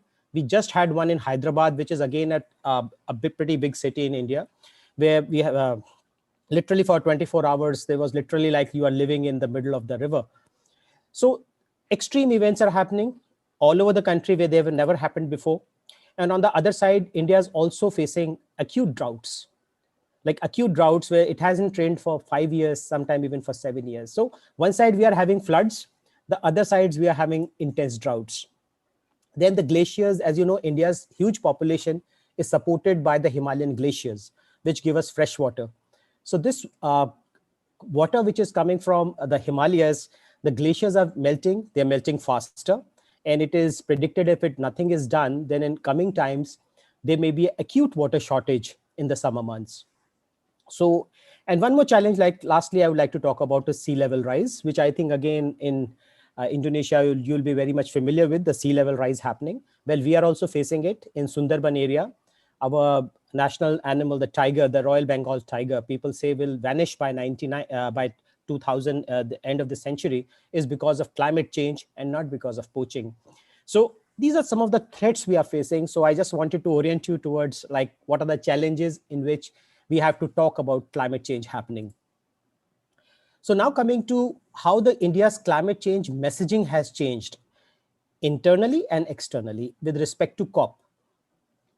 Well, initially, India was not having enough information in early 90s, and we did not have enough information about climate change. We were not serious. So it was a very reactive policy India had at that time. And it was more about denial, and that's a problem which we did not create. It was created by the West. That was the argument we put.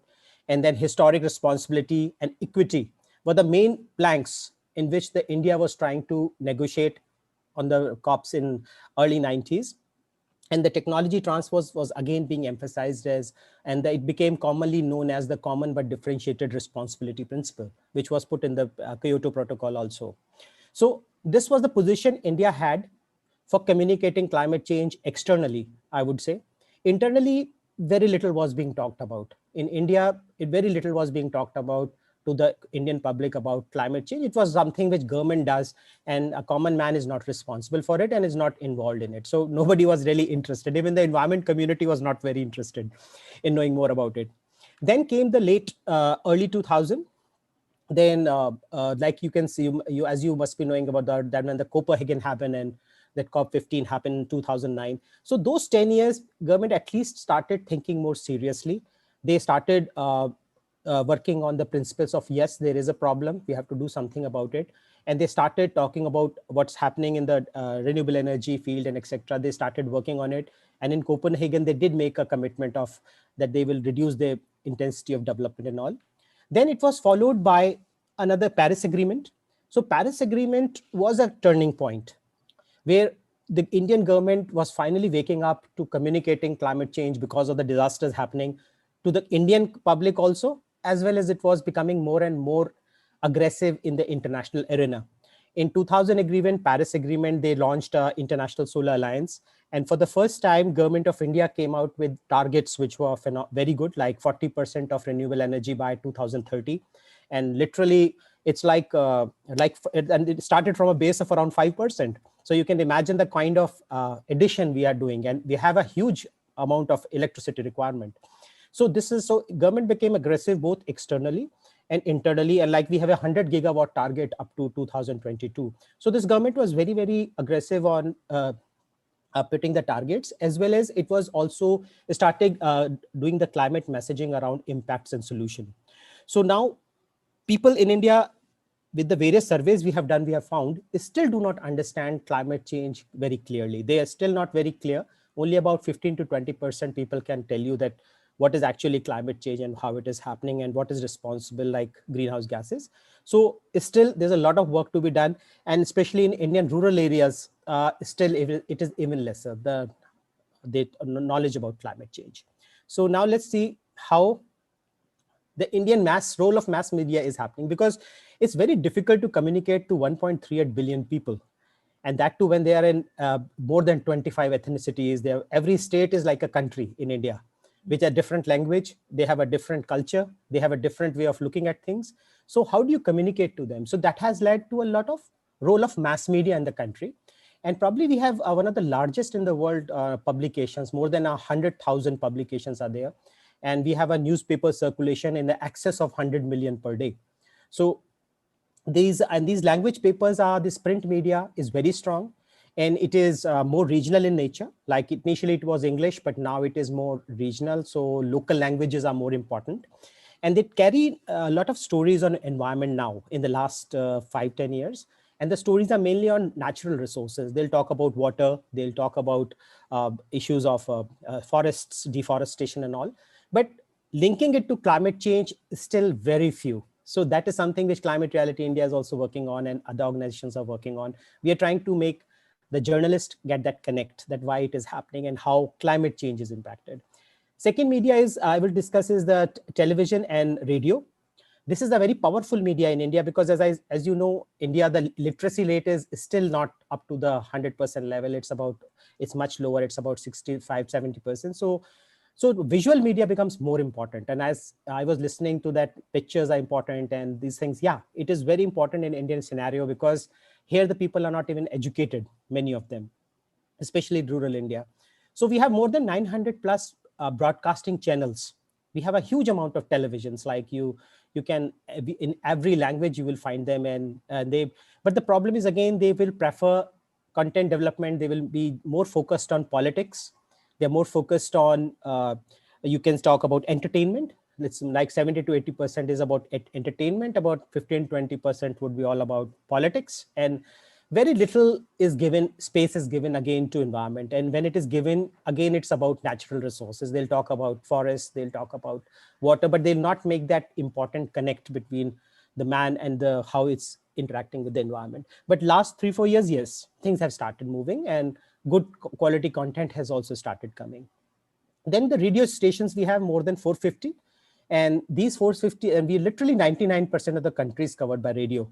So radio becomes very important. In last, I would say 4-5 years, the government is doing a lot of, and private also, a lot of programming is happening around climate change and the issues of like flooding and water and solar energy, how to promote all these messaging. So it has started in the last few years only, not before. I would say, yeah, like Paris Agreement was a watershed movement. After that, a lot of messaging is happening now.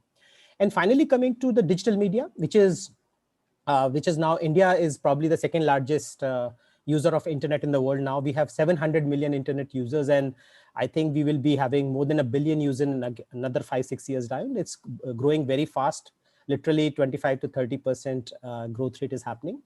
And this is leading to a lot of social media being coming, and like Facebook today and Instagram and all these, you can do it in regional languages in India. Now they have got all regional languages coming. So because of the regional languages, a lot of people are now accessing it on their smartphones. And Indian companies are also making it very, very cheap for economical for people to buy these smartphones. So a lot of competition is in the market, and you can literally get sometimes a handset for less than $60, a good smartphone. So those things are leading to a lot of penetration in the market. And this is one key area where, again, a lot of stories have to be created. Still, I would say with the requirement of climate change, still it is low, but a lot is happening in this domain. Now, let me show you some stories of like from India, how it's been communicated. Like after Paris Agreement, probably one of the biggest stars in India, I think a lot of people in Indonesia must be watching his movies, Hrithik Roshan. So Hrithik Roshan became a brand ambassador in 2015 after Paris Agreement with the radio station. They did a lot of messaging around climate issues, and so it was quite a popular campaign. Then again, recently in 2020, again, actress Bhumi Fadnekar, she started her own social media campaign. So like the first campaign was on radio. This campaign I'm giving an example is on social media. She did a lot of good campaign on social media this year in lockdown time. And this was all again very focused on climate change, and she was calling it Climate Warriors. So this is again a good example of now how lot of people are taking initiative. Plus there's a very large network in India. So Z Network, I think it comes in Indonesia also. So they have a channel called Vion, and they also came out with a dedicated programming in last 2 years on climate change. And they explained the whole concept of science solutions and how people can be ready for it. But again, the problem was it was more or less in English. So I think we will need more in the local regional languages for people to follow. Then we are also in education. As you see, India is a huge country, and I told you it's a very young country. We have more than 500 million children in the schools. So 500 million children. So a lot of focus is now being done on how to educate the children. So I was very, very happy to see the sessions today on comics and storytelling. So we are doing a lot of that in India also. And we are coming out with books, comics, posters, a lot of things happening in the Indian domain where these issues are being connected to climate change in the schools. And climate reality, like we ourselves are working on a green campus program where the climate is being communicated to the children by way of doing things, by working on projects. And as campus becomes green, if they do all the things to, like, we give them on water, energy, waste, biodiversity, they have to follow all these guidelines. So the whole idea is to bring that critical thinking into the children's thinking process, the young people's thinking process, that how they can think critically on the challenges and how they can know that this is the reason of emissions, this is the reason for consumption, wasteful consumption, and it is all leading to climate change. And finally, one more government campaign I'd like to talk about. This is a fairly large campaign. It is run in all over the country. The government is doing this painting and conservation competition. It happens every year. And nearly all the schools participate because it's very prestigious. The President of India gives an award for this. And a lot of schools participate, more than 100,000 participating every year. And they generally work on messaging around climate change, energy, how to save energy, conservation, the linkages, make children, basically connecting children to it. So these are some of the examples. Of course, 10 minutes are a very small time. There are so many stories. Probably we can even talk 2 hours on this. So I will stop here, and I would like to really thank you, Amanda, for giving me this opportunity to be part of this this program today. And thank you so much for it. Thank you. Thank you, Aditya. Aditya is the branch manager of Climate Reality India. As you can see, his green ring on his collar. Is it bigger than the usual, or is it the original green ring? This is the original one. Okay. Okay. Thank you so much, Aditya. We'll get back to you and Cookie on some questions. And next, I would like Evan to speak about the experience in Japan. Okay, let me share my screen first. Is that viewable now? Yes, okay, it is. Great.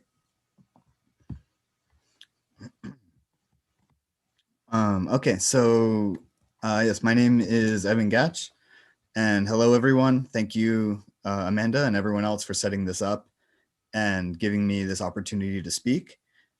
So I work at a climate NGO here in Tokyo, Japan, called Kiko Network. And we also manage the Japan Support Office for the Climate Reality Project.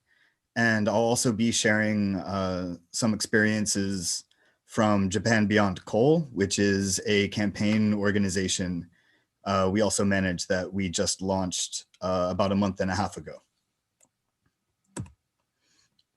So first, regarding Japan, what is unique about communication here? I split this into culture, history, and social media in Japan. So first, Japanese culture, it's very unique. First of all, it's a collectivist culture rather than an individualist culture. What this means is social harmony rather than standing out or making waves is kind of viewed as what is important socially. With this comes strong, rigid social norms, which are considered extremely important.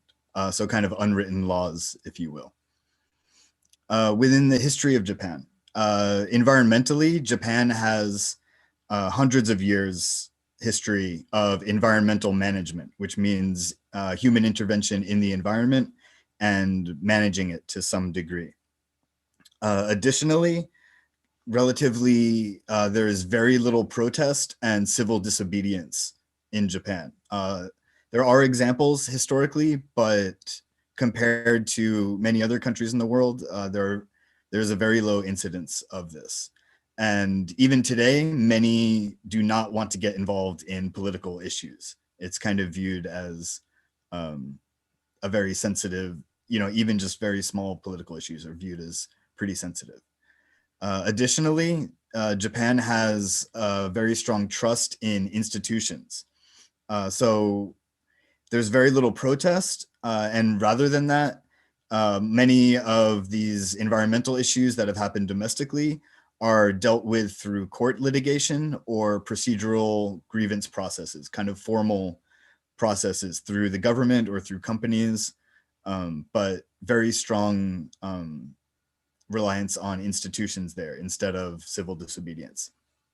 Additionally, there is voluntary action by the business sector for environmental regulation rather than strict regulation from the government. So, you know, I think for people in many other countries, and I'm personally, I'm American, that seems strange that companies would just voluntarily cooperate for environmental regulations, but Japan has quite a history of that. And the final point regarding institutions is that the Japanese government is viewed as representative of the Japanese people and culture. So it's viewed as a legitimate representative. And it is also believed that the government should be respected. My final point here is regarding social media in Japan. Is compared to many other countries, personal privacy and low self-disclosure are extremely important. So this includes people mostly, you know, it's very normal to not use your real name, to not have pictures, to have multiple Twitter or Facebook accounts. You know, it's personal privacy is kind of the #1 concern for a lot of people regarding social media.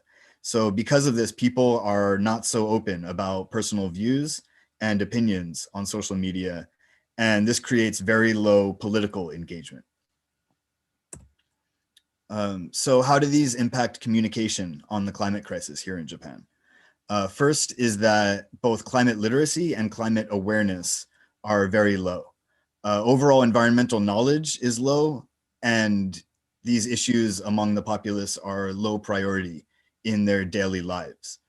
However, climate awareness is growing due to extreme weather. So here it's in the form of increased heat waves, typhoons, and heavy rains and resulting flooding. However, even with these, many do not strongly connect climate change or its solutions with the impacts that they're feeling. And in addition to this, the problem of climate change for many feels too big and really this kind of giant global problem for any individual to make an impact.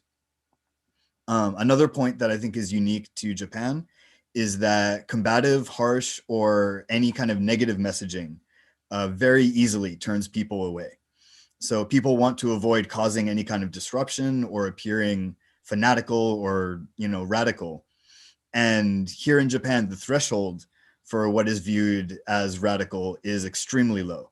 And the example I put here is that even criticizing banks, which I think in many countries is, you know, viewed as normal or viewed as fine, is often still kind of met with some hesitation here. That, and I'll get into that a little bit later.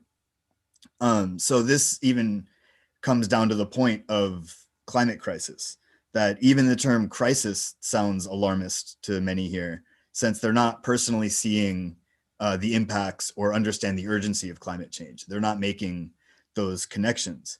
So for our messaging, you know, even saying a phrase that we're in a climate crisis is often met with, you know, a lot of questions, a lot of skepticism.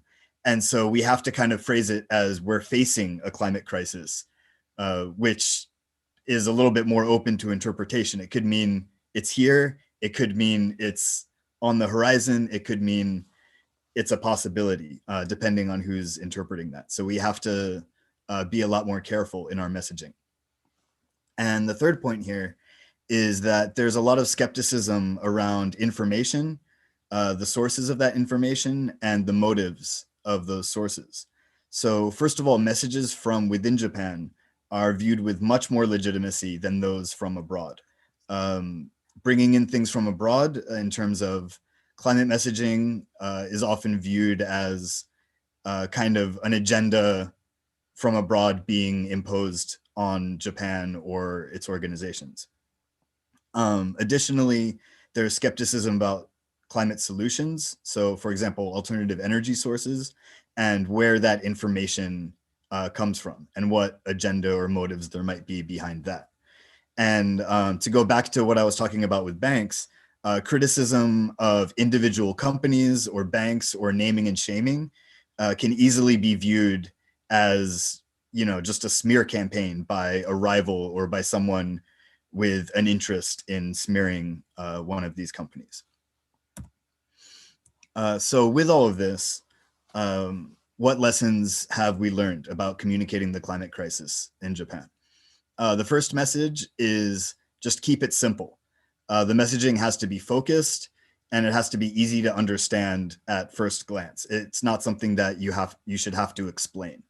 So this means using common language, using slogans, using things that are already familiar, but also some repetition to kind of increase that familiarity. And an example that I give here is with Japan Beyond Coal. You know, we talk about a lot of different things, but if somebody asks, what is Japan Beyond Coal? We can just say, it's a 2030 complete coal phase out, and it's about a shift to renewable energy. And from there, we can explain more, but, you know, we can explain what our messaging is in, you know, 2 short phrases. The second that's important here is to connect with people on an individual and personal level. And that in order to get people interested and to get people concerned, we need to clearly show how it affects them personally. So we have mostly been doing this with extreme weather and showing heat waves, typhoons, and heavy rains in Japan, which people are either experiencing or seeing on the news and seeing within their country, and making those connections so that now they can see that there is a crisis and they can understand the phrase climate crisis, or, you know, what we're actually experiencing around the world. Number 3, we have to be positive. So this is showing the positive side of climate action. You know, what do we gain by taking climate action? Not, you know, what are we going to lose if we don't take it? We need to kind of make it appealing for people. And a lot of this includes being proactive and showing a collective spirit. So we use a lot of language with let's do this, and, you know, let's do this together is a big part of all of our messaging. Number 4 is offering solutions and opportunities for individuals to engage. So part of this is showing both domestic and global success stories to show what's possible, you know, show what is possible domestically, and then also show what's happening around the world, what we can be doing. And also offering concrete actions that people can easily and comfortably engage in on an individual level so that this doesn't feel out of their grasp. So for us, a lot of this is kind of non-confrontational social media actions, but we're kind of always looking into how can we expand opportunities to engage individuals. And the final point here is that legitimacy is really the foundation of communication. So for anybody to even listen to you, let alone believe you, people must believe that your information is legitimate, that your motives are pure, and that your movement is organic. So for us, this means that our campaigns come from domestic Japanese organizations, and we're not bringing campaigns over from abroad and kind of, you know, forcing that into Japanese culture. If we do that, we're kind of retooling it and building it from the ground up domestically. It's kind of a for us, by us situation. And so this is my final slide.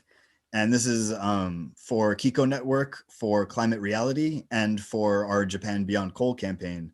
How does all of this guide our communication strategy? So for Kiko Network, our messaging is science-based, it's proactive, and it's very unifying. It's not negative, it's not harsh or challenging. And so more direct messaging that's actually pushing for change is left to other organizations that, you know, we talk to, we communicate with, but we leave that for other organizations to take care of.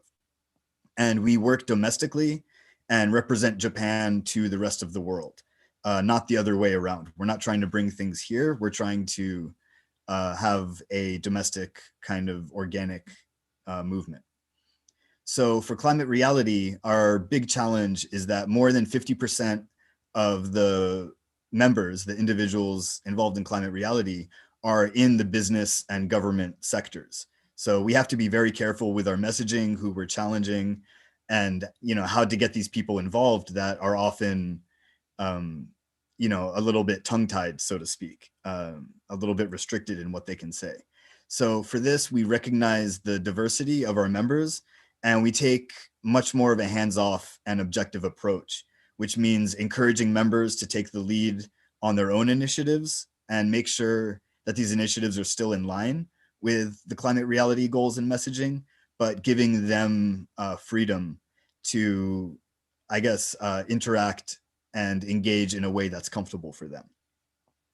And finally, for Japan Beyond Coal, which just recently launched a month and a half ago, the idea of low climate literacy in Japan guides our strategies from the fundamental level. So our goal is to increase climate awareness and to normalize the narrative of a 2030 coal phase out and shift to renewable energy.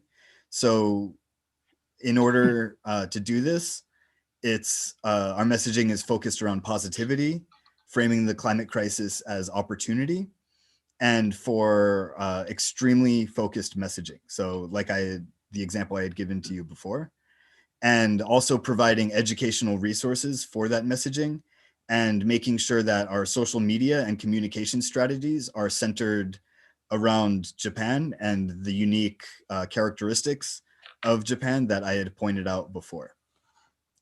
So that's all I have for you, but if you have any questions, I'd be happy to take them later on when we have time. And thank you again to Amanda and to everyone else. Thank you, Evan. That's very, very interesting. And we really appreciate your time because it's 11 p.m., 11:10 p.m. right now in Tokyo, right?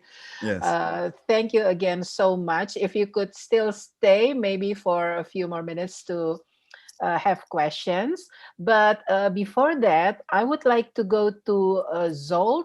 Now, this is also very interesting because Zolt, how many countries are you managing under climate reality, and how do you do that? Yeah, it's a good question. Sometimes I'm also trying to count. Obviously, in Europe, we have a network beyond the European Union. So many countries that are not member of the European Union are under our,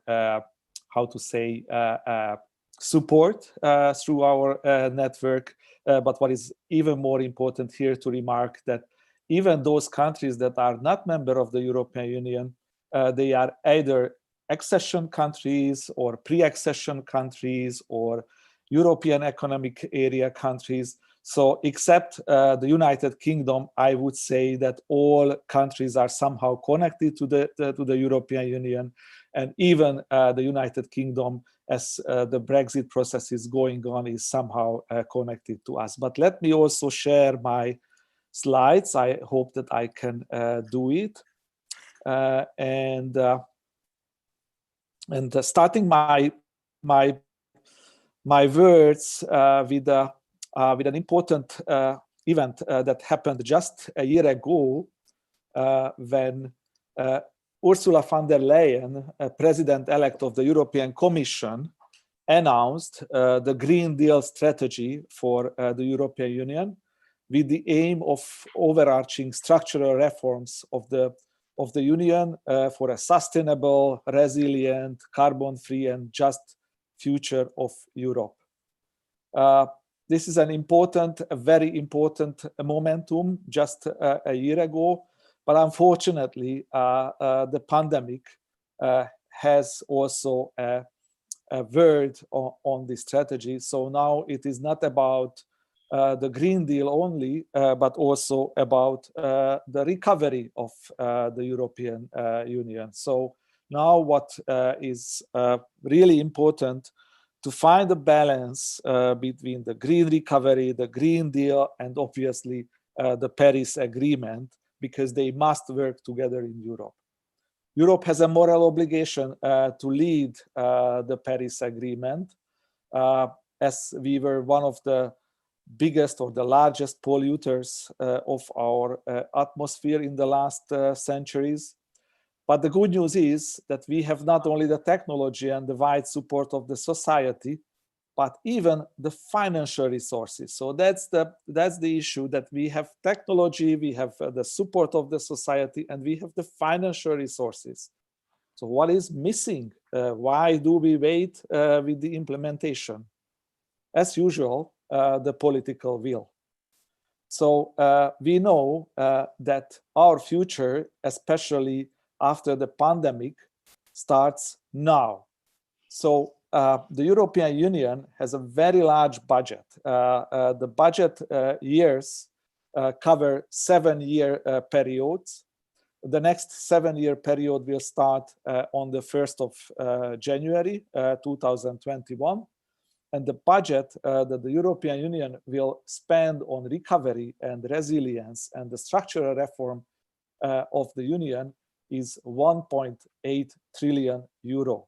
This is a huge amount, and this is not only spent in the European Union, but in the so-called through the so-called neighborhood policy. So it will have an impact even in Asia, in Africa, how the European Union will support projects outside of our continent.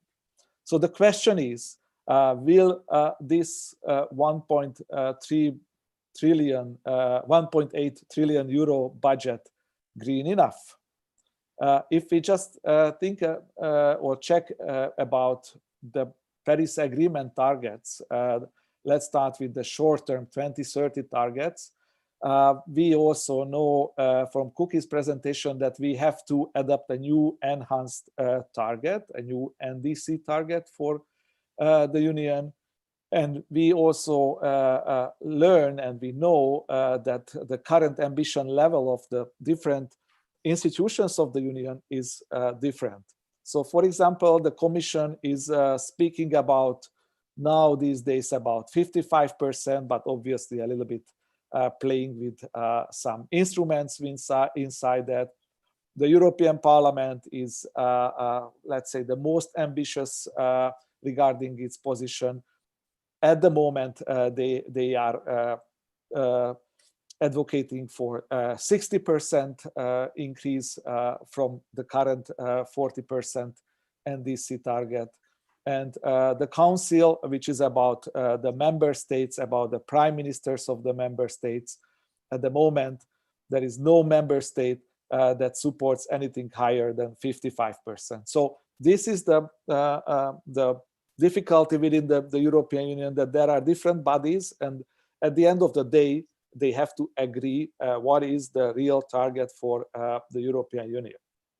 Regarding the 2050 targets, we can say, and also coming from von der Leyen's Green Deal strategy, that Europe must be climate neutral by 2050. All countries support this target except Poland. And also I here would like to mention that the European Green Deal also includes funds and targets for just transition. So the goal is that no one should be left behind. All the industries, all the communities, all the sectors that will suffer from shifting from renewables, from fossils to renewables, should be supported properly.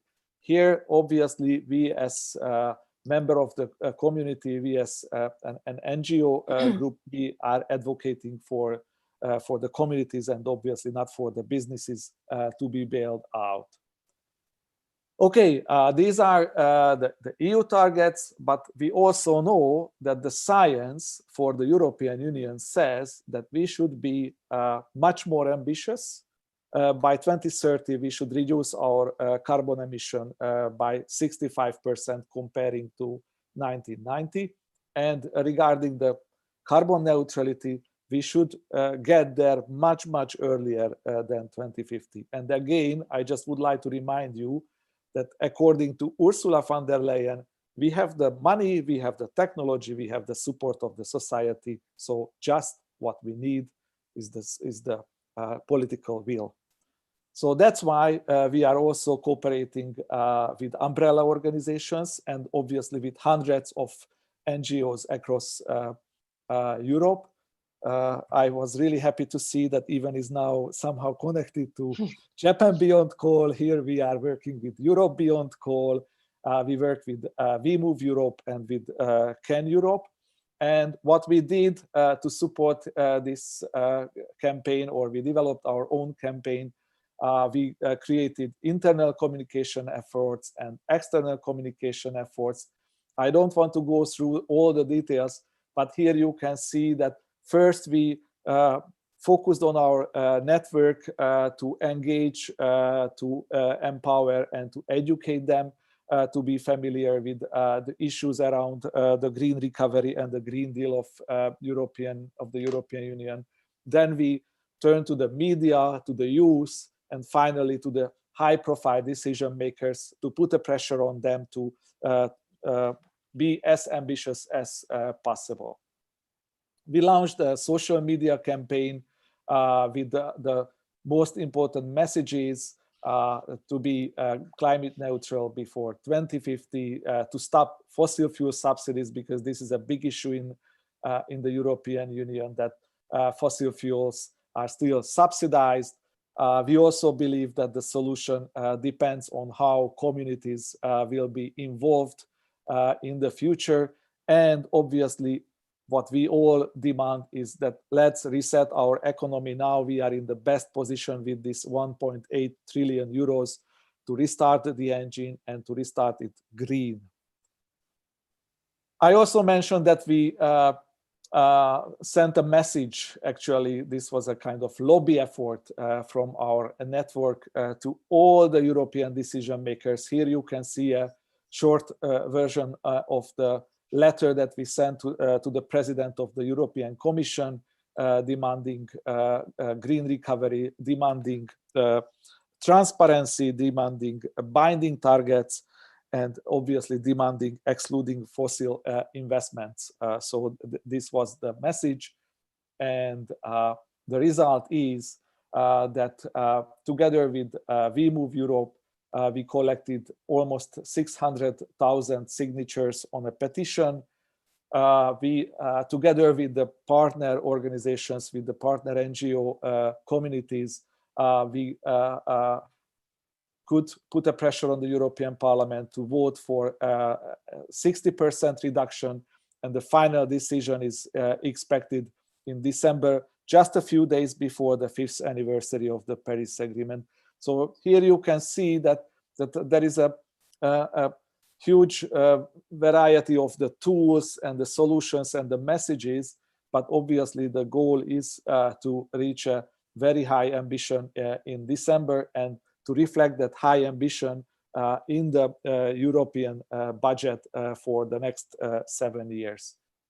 And this is not the end of our journey on the green recovery, because with our network in Europe, we would like to follow how the green recovery budget and the spendings will progress. And I also hope that after the pandemic, we can go back to traditional communication channels like events, flash mobs on the streets, like large-scale festivals. Here you can see our two youngest climate leaders speaking in front of 15,000 festival visitors, or a snapshot from Slovakia, where one of our climate leader organized one full day conference for the Slovakian stakeholders, or hopefully next year we will meet in Glasgow, where obviously we will be on the stage at as many side events as possible to share our experience and our lessons learned. Because we know that 1.5 degree is the most important target, and we have to make it a reality. Thank you. Thank you, Zol. That's amazing. How many climate reality leaders are you supporting? We have 2,700 climate-related leaders in Europe. So Oh my that's a goodness. big number. That's really amazing. And I would also like to thank you because you have been regular at Indonesia's pavilion at COP over the years. We always meet at the Indonesia pavilion at COP. Thank you. And I have several questions, sending by the participants privately to my message. But I would like to get back to Aditya, Evan, and also you, Zolt. If you guys could explain what's your flagship program in your climate reality responsibility, and what are you most proud of in your activities? Evan?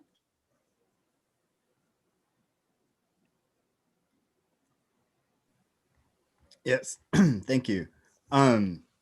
So regarding programs, I'm probably not the best person to answer that. The Japan Support Office is actually not an official branch, and so we don't have programs. Our job right now is just to support our leaders as much as possible. We're actually extremely new. We just opened, I think, just under 1 year ago. So we're about 1 year old right now. And in that sense, I would say really kind of the point of pride that I have, and I'm sure everyone might have this same answer. But every time I've actually talked to our climate leaders, I've been so incredibly impressed by how motivated they are, and that, they're willing to kind of just put so much on the line and to dedicate so much of their time and their energy into this. And that's something that I've sort of taken in, that, it makes me want to put more time and more energy into it. And so because of that, we're kind of getting a lot of initiatives going with just trying to connect all of our leaders. One of our biggest worries actually was that our leaders were too diverse, that we have business people, we have students, we have government people, we have artists, that, if we got them all together, that they would start arguing or that they just wouldn't have anything to talk about. And they've kind of proven me wrong on that. So number one, I'm proud of them, but I'm proud of, we've kind of got the ball rolling on just getting Facebook groups, getting Zoom meetings going, and getting them talking to each other, and already collaborating on some initiatives on their own. That's great. I'm happy also to inform you that we have 8 Indonesians who were trained in Tokyo last year. So they're under Kiko, under your office. So you great. communicate with them. There are 8 of them, and they're all very active. Fantastic. Thank you, Evan. Aditya? Thank you, Amanda. One key program which the climate reality, as I told you in my presentation, India has got a very lots of young people, about 500 million people in the schools. So that's the reason we actually started building capacity in the schools. So our objective is that we train teachers, and we then just tell them then to go ahead and start talking to children and the community. So this has become a very successful program. We have done about 7,000 teachers we have trained. And the Green Campus program last year took off very well, but unfortunately because of COVID, we could not do much of work this year, because this is actually a high impact program where the school's carbon emissions and the footprint of the school goes down. So that's what we work on. So this is one of the key programs which we are doing in the country with the help of our climate reality leaders. We have about 1,000 of them in the country now. Ooh, with this, that's a lot. Yeah, with the global training. Otherwise, we had only had about 400 initially, but global training has given us 450 more. So now we're about 1,000 people. So I think I'm expecting a lot of action to come in this time.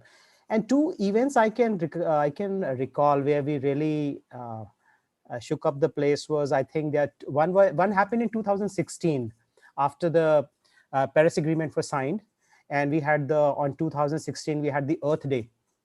So the Climate Reality India thought that we will try to get all the embassies involved and get the schools involved. And also we organized a function, and we had 56 ambassadors coming to the function, which was even a surprise for us. We had planned for 2, and we had right from US to Russia to China and Japan, and all the ambassadors coming in, and gate crashing. Couple of them gate crashed. They did not, they just came in, and they all planted a tree for us.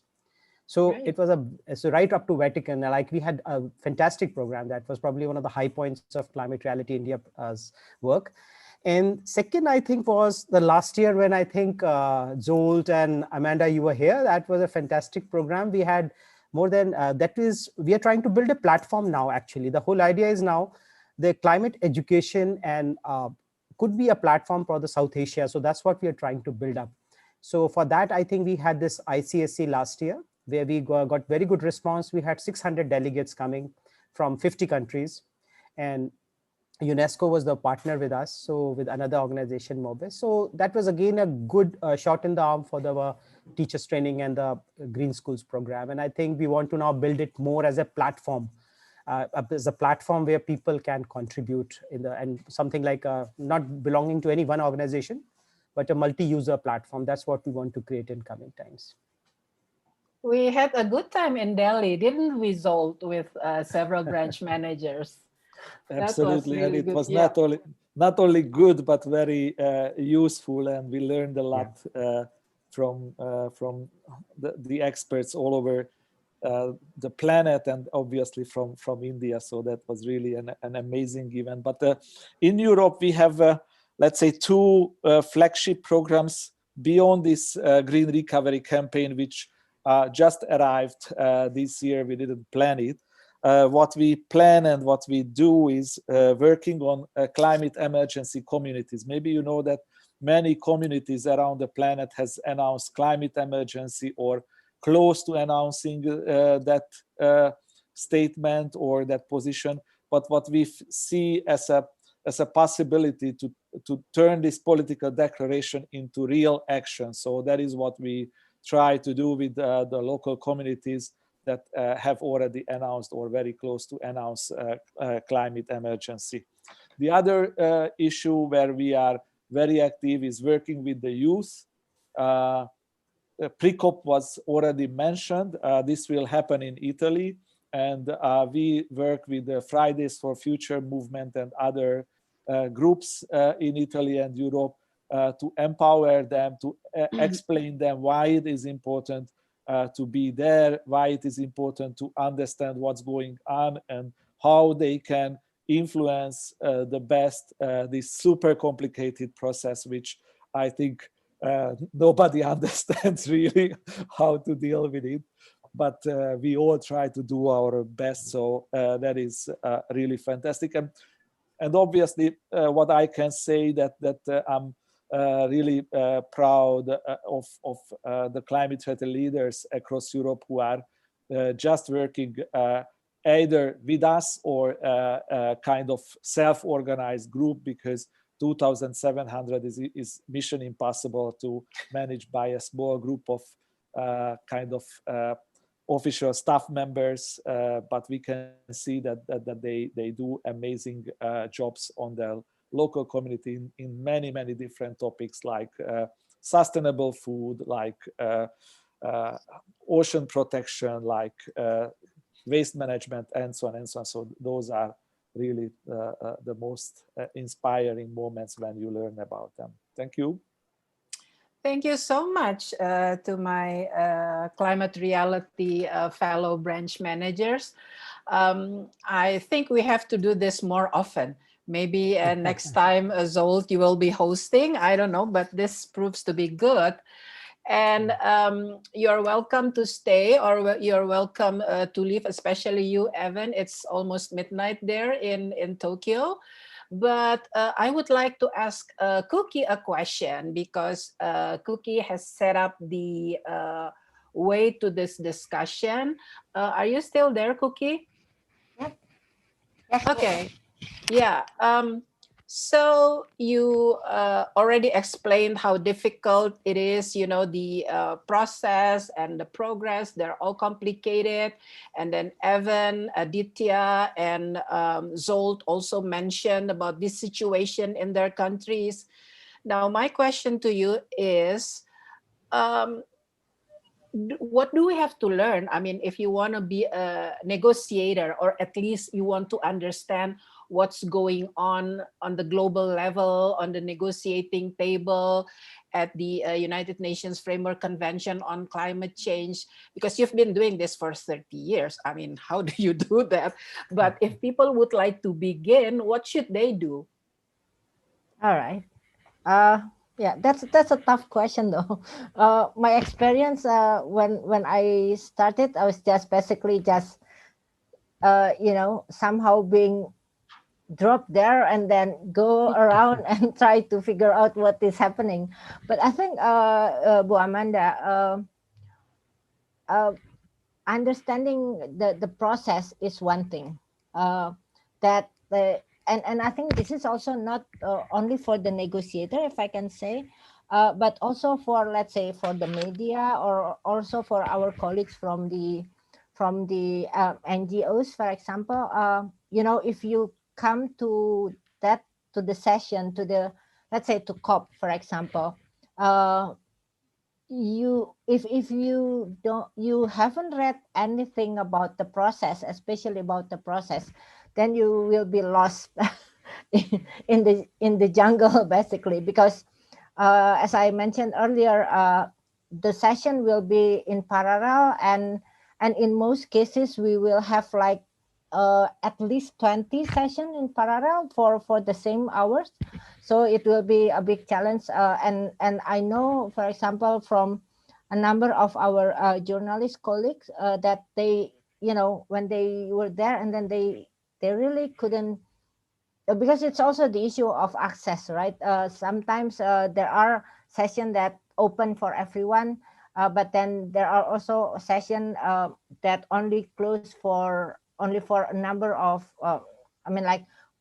only for negotiators, but not for observers and not for media, for example. So it's difficult. So the first thing is to understand the setting.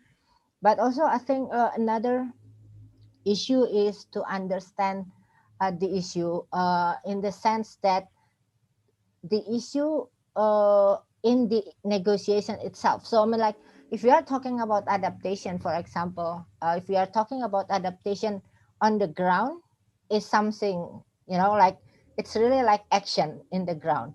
But when you come to the negotiation, then it might, in most cases, you are not talking about what is happening on the ground, but the process to get it going on, the process to basically acknowledge something or to get the support and all those things. So it's beyond the implementation on the ground. So and I think the other one is especially for negotiators. I think the key issue is basically to mingle with the crowd, basically. So if you want to be, if you are tasked to be a negotiator, then you have to have as much friends as possible, so that you can get information, you can share your interests or your concerns, so that you can get support from others as well. So I think that's what I mean. Definitely, you have to learn the subject, but beyond that, then you have to be able to communicate with others as well. So what's the best reference? Any website, one or two websites that we have to visit regularly? I think if we are talking about negotiation, then definitely you have to regularly check the UNFCCC.int because they have everything there. And also the way they put, for example, issues, let's say mitigation, it's both the mitigation as an issue on the ground, but also what is happening in the negotiation. So if you are tasked to be a negotiator, then I would suggest go to that website and learn it, because they have and it's quite you know, if you are talking about mitigation, then you can see, so mitigation is also, you know, like include other aspect, and what is the relation with mitigation, between mitigation and adaptation and others. So I think yeah, the first one, of course, the UNFCCC website. But I think another one will be, and especially during the session, and I think this is something not only for negotiators, but also for public as well as journalists, especially during the session, is the Earth Negotiating Bulletin. I think the ENB is one of the best source of information of what is going on in the negotiation itself. Yeah. Yeah, thank you so much, Cookie. And Cookie is definitely a climate reality leader, as you can see her green rings prominently displayed. Okay, thank you so much, everybody.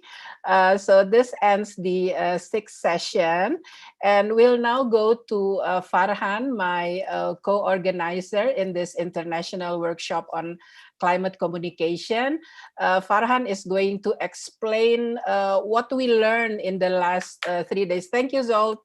Thank you, Evan. Thank you, Aditya. So Farhan is going to explain about what we learned in the last 3 days. Silakan, Farhan. Thank you all. This is it. It's just very interesting 2 sessions in the day 3. So I would like to share with you in 2 or 3 minutes to share with you what is the next step for this conversation. I think I just would like to share with you the background and the context of why we organize this kind of climate crisis communications. I think if we are familiar with the climate Paris Agreement and its target to be achieved, and unfortunately at this moment we are not so optimistic with all the scenarios that all parties agreed to achieve their target. So that's why this conversation is really needed, not only in Indonesia, but perhaps reaching out many key stakeholders. And if you are looking at on the topics we discussed, this is the first meeting, the first conversations, but we got a lot of the experiences from many aspects of how we see the conversations through the different medias, and then how this can be translated into the collective action, and even beyond that to change the behavior. And I think we were quite successful in organizing this meeting, and I hope we can continue to the not only more general, but in more specific topics. So I have three notes in my summary.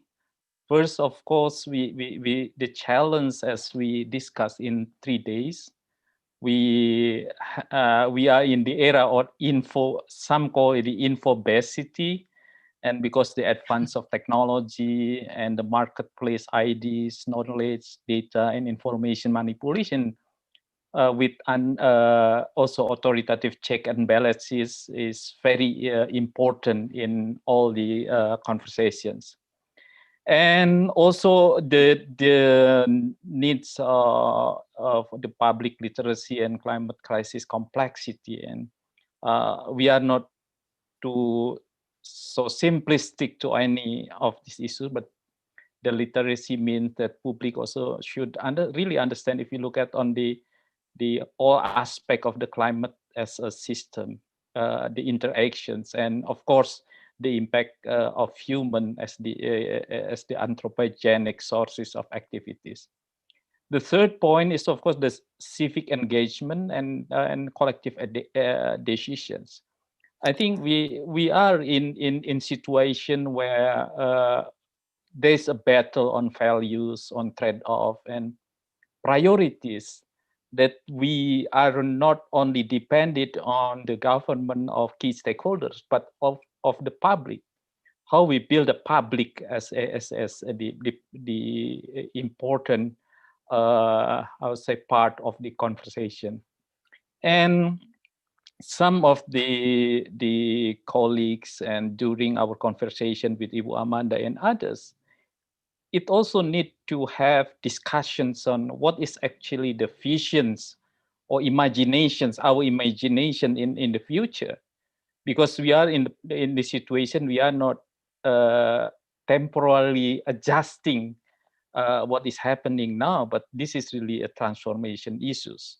So that's why we need to explore the civic engagement tools and technique, and we learn a lot, so many how to say tools, including my work with the En-ROAD simulation program and the EO Factory, who try to make the crowd-based geospatial information to be accessed by even non-expert people.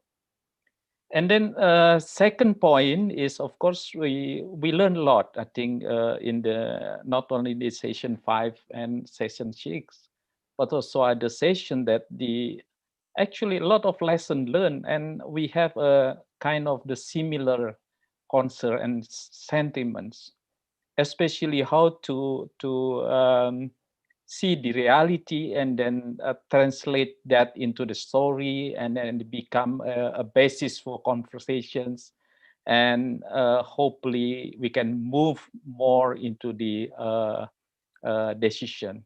That's really an issue that at this moment the journalists also lack of the expertise on the issues, and also they are not, although they have the informations based on the ground assessment, but there is no one who can support like intellectuals, like the more independent expert, who can say authoritatively this is right or not. Because then for many reasons, perhaps the intellectuals don't want to speak with the government official boldly. So that's why very important to understand the dynamics. And then we also, just in the session 5, there's a lot of lesson learned how to use the digital storytelling to encourage civic engagement, but not only depend on the digital how say platform. Use digital platform like us now to communicate each other in every part of the world, including in every part of Indonesia. And some of the proposal is this: we need to have like the scientific pooling for the information, so then not only government how to say control the information, but also non state actors that can be shared and then become a platform for discussions of the key stakeholders. And my last summary, of course, this is one of the agreement with Bu Amanda and team. We will be finalizing books and information package based on the, I think, around 35 speakers to leverage the conversation. So in Bahasa as well as in English. Secondly, based on the conversations, of course, there's a potential network across regions, interests, generation as well. like through the climate reality leaders. I'm also a member of Climate Reality Leaders Corps, and also a member of the Ostrom movement in the US that promote the what you call the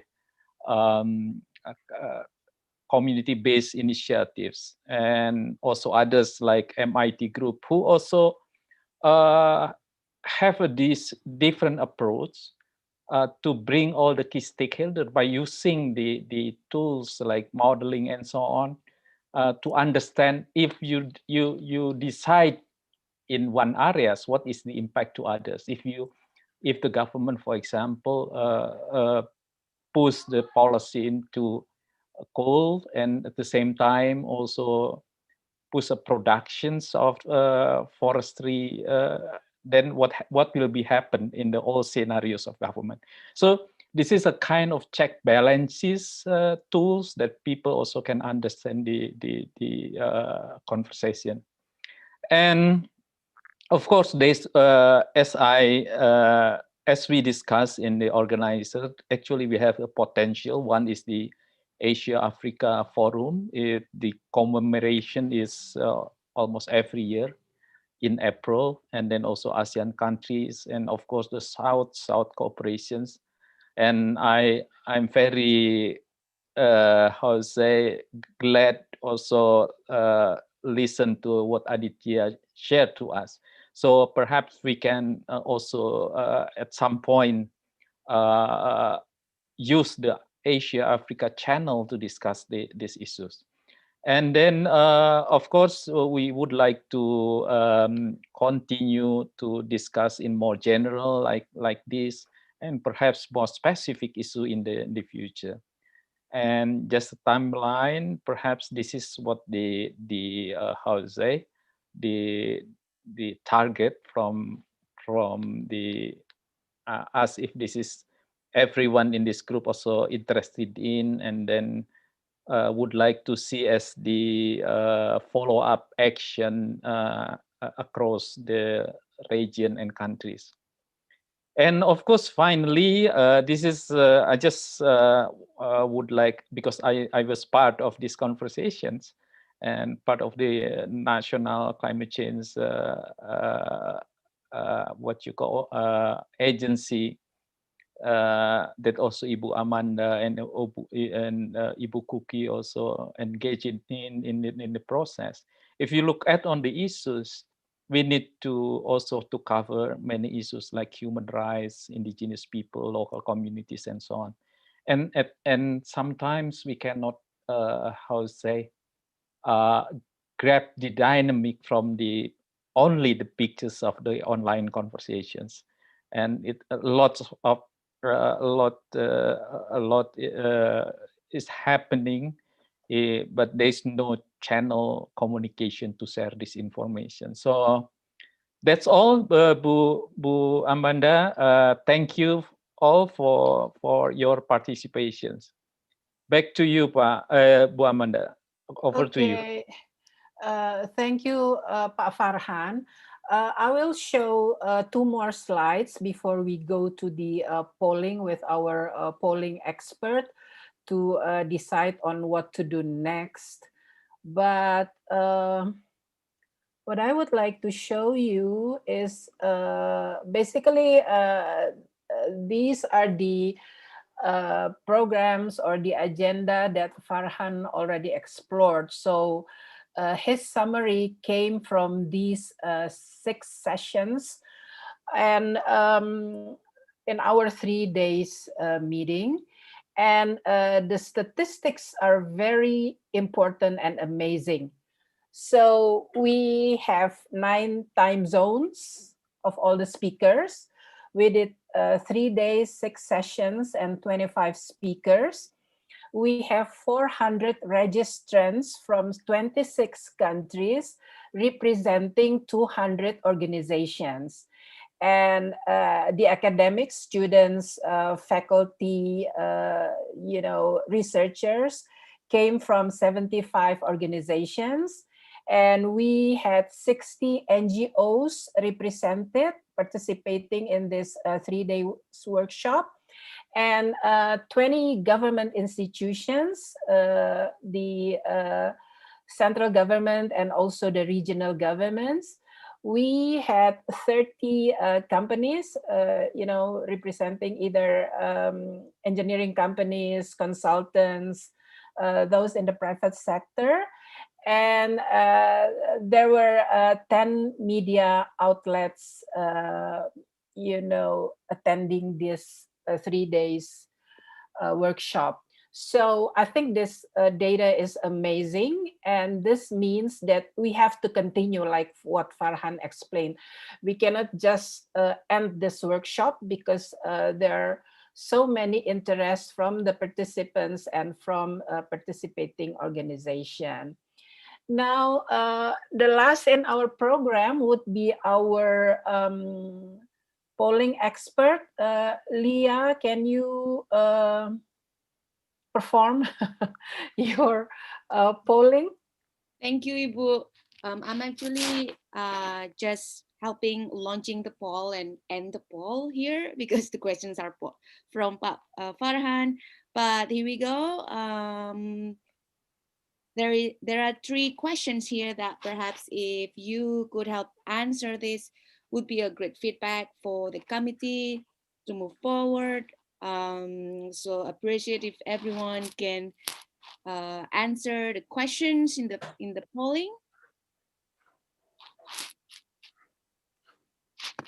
So we can do it now. We can. Yes. All of you can do it now. 6% already voted. 9% voted. Oh, pretty quick. 16% voted.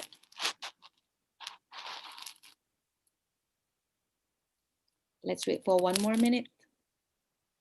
1.5 more minutes, maybe. Yeah. It's already 38% voted. So don't worry. This is anonymous, so there won't be names. So, and there's no right and answer. It would be greatly appreciated if you can answer it honestly, because it will be a good feedback for us.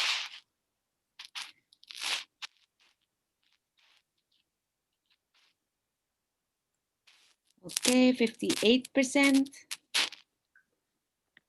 We can try to reach 80 or 90%. That would be great. Yes, please participate, friends, so we could decide on what to do next based on your opinion in this polling. Yeah. So this is like an exit poll in the US presidential election, right? Yeah. I think we are inspired by that. A lot of people are still hooked up on the media, seeing all the, well, there's no polling anymore. There's already celebration. But here, 70% now. Yeah, let's hope we can get 80%. Yeah.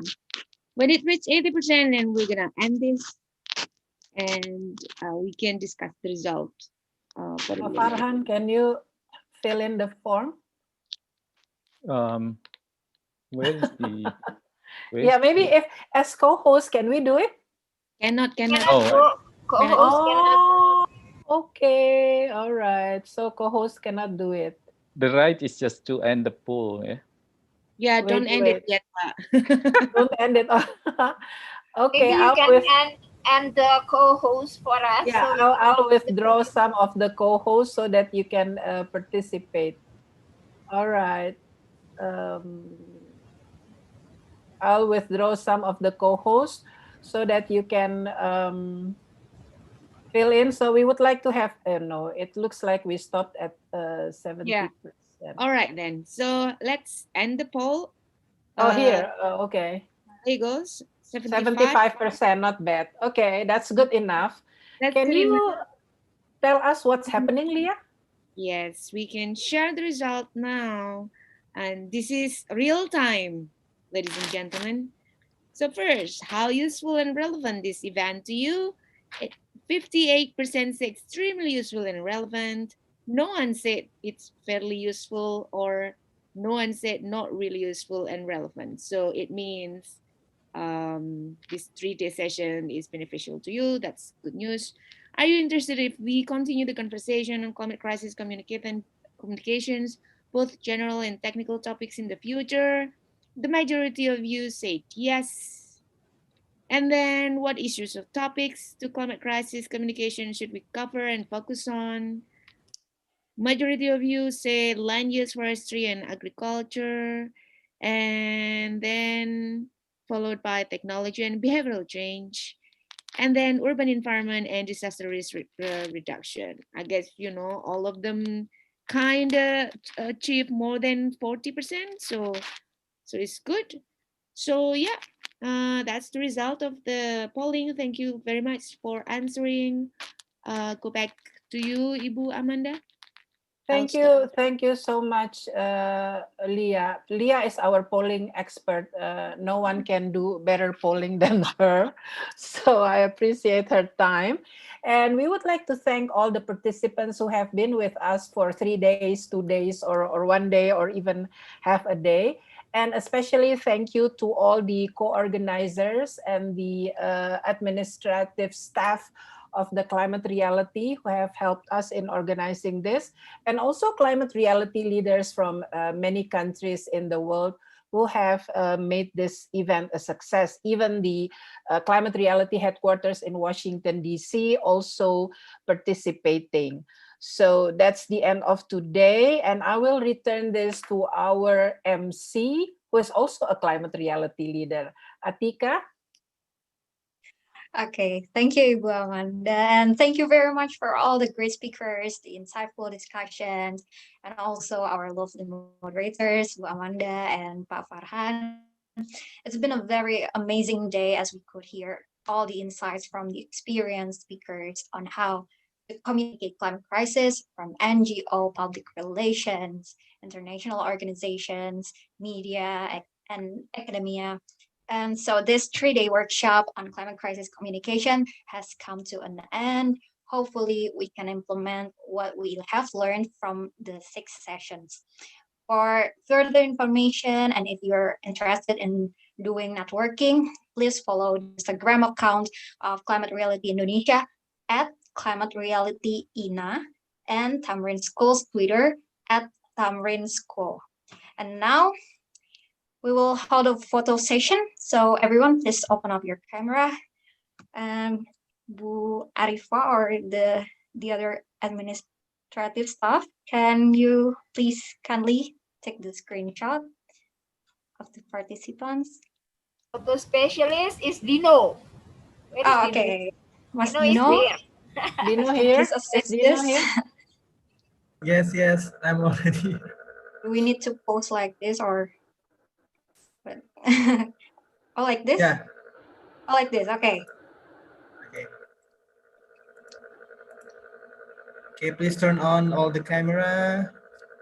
Screen number 1. Smile. Okay. Once more. Screen number 2.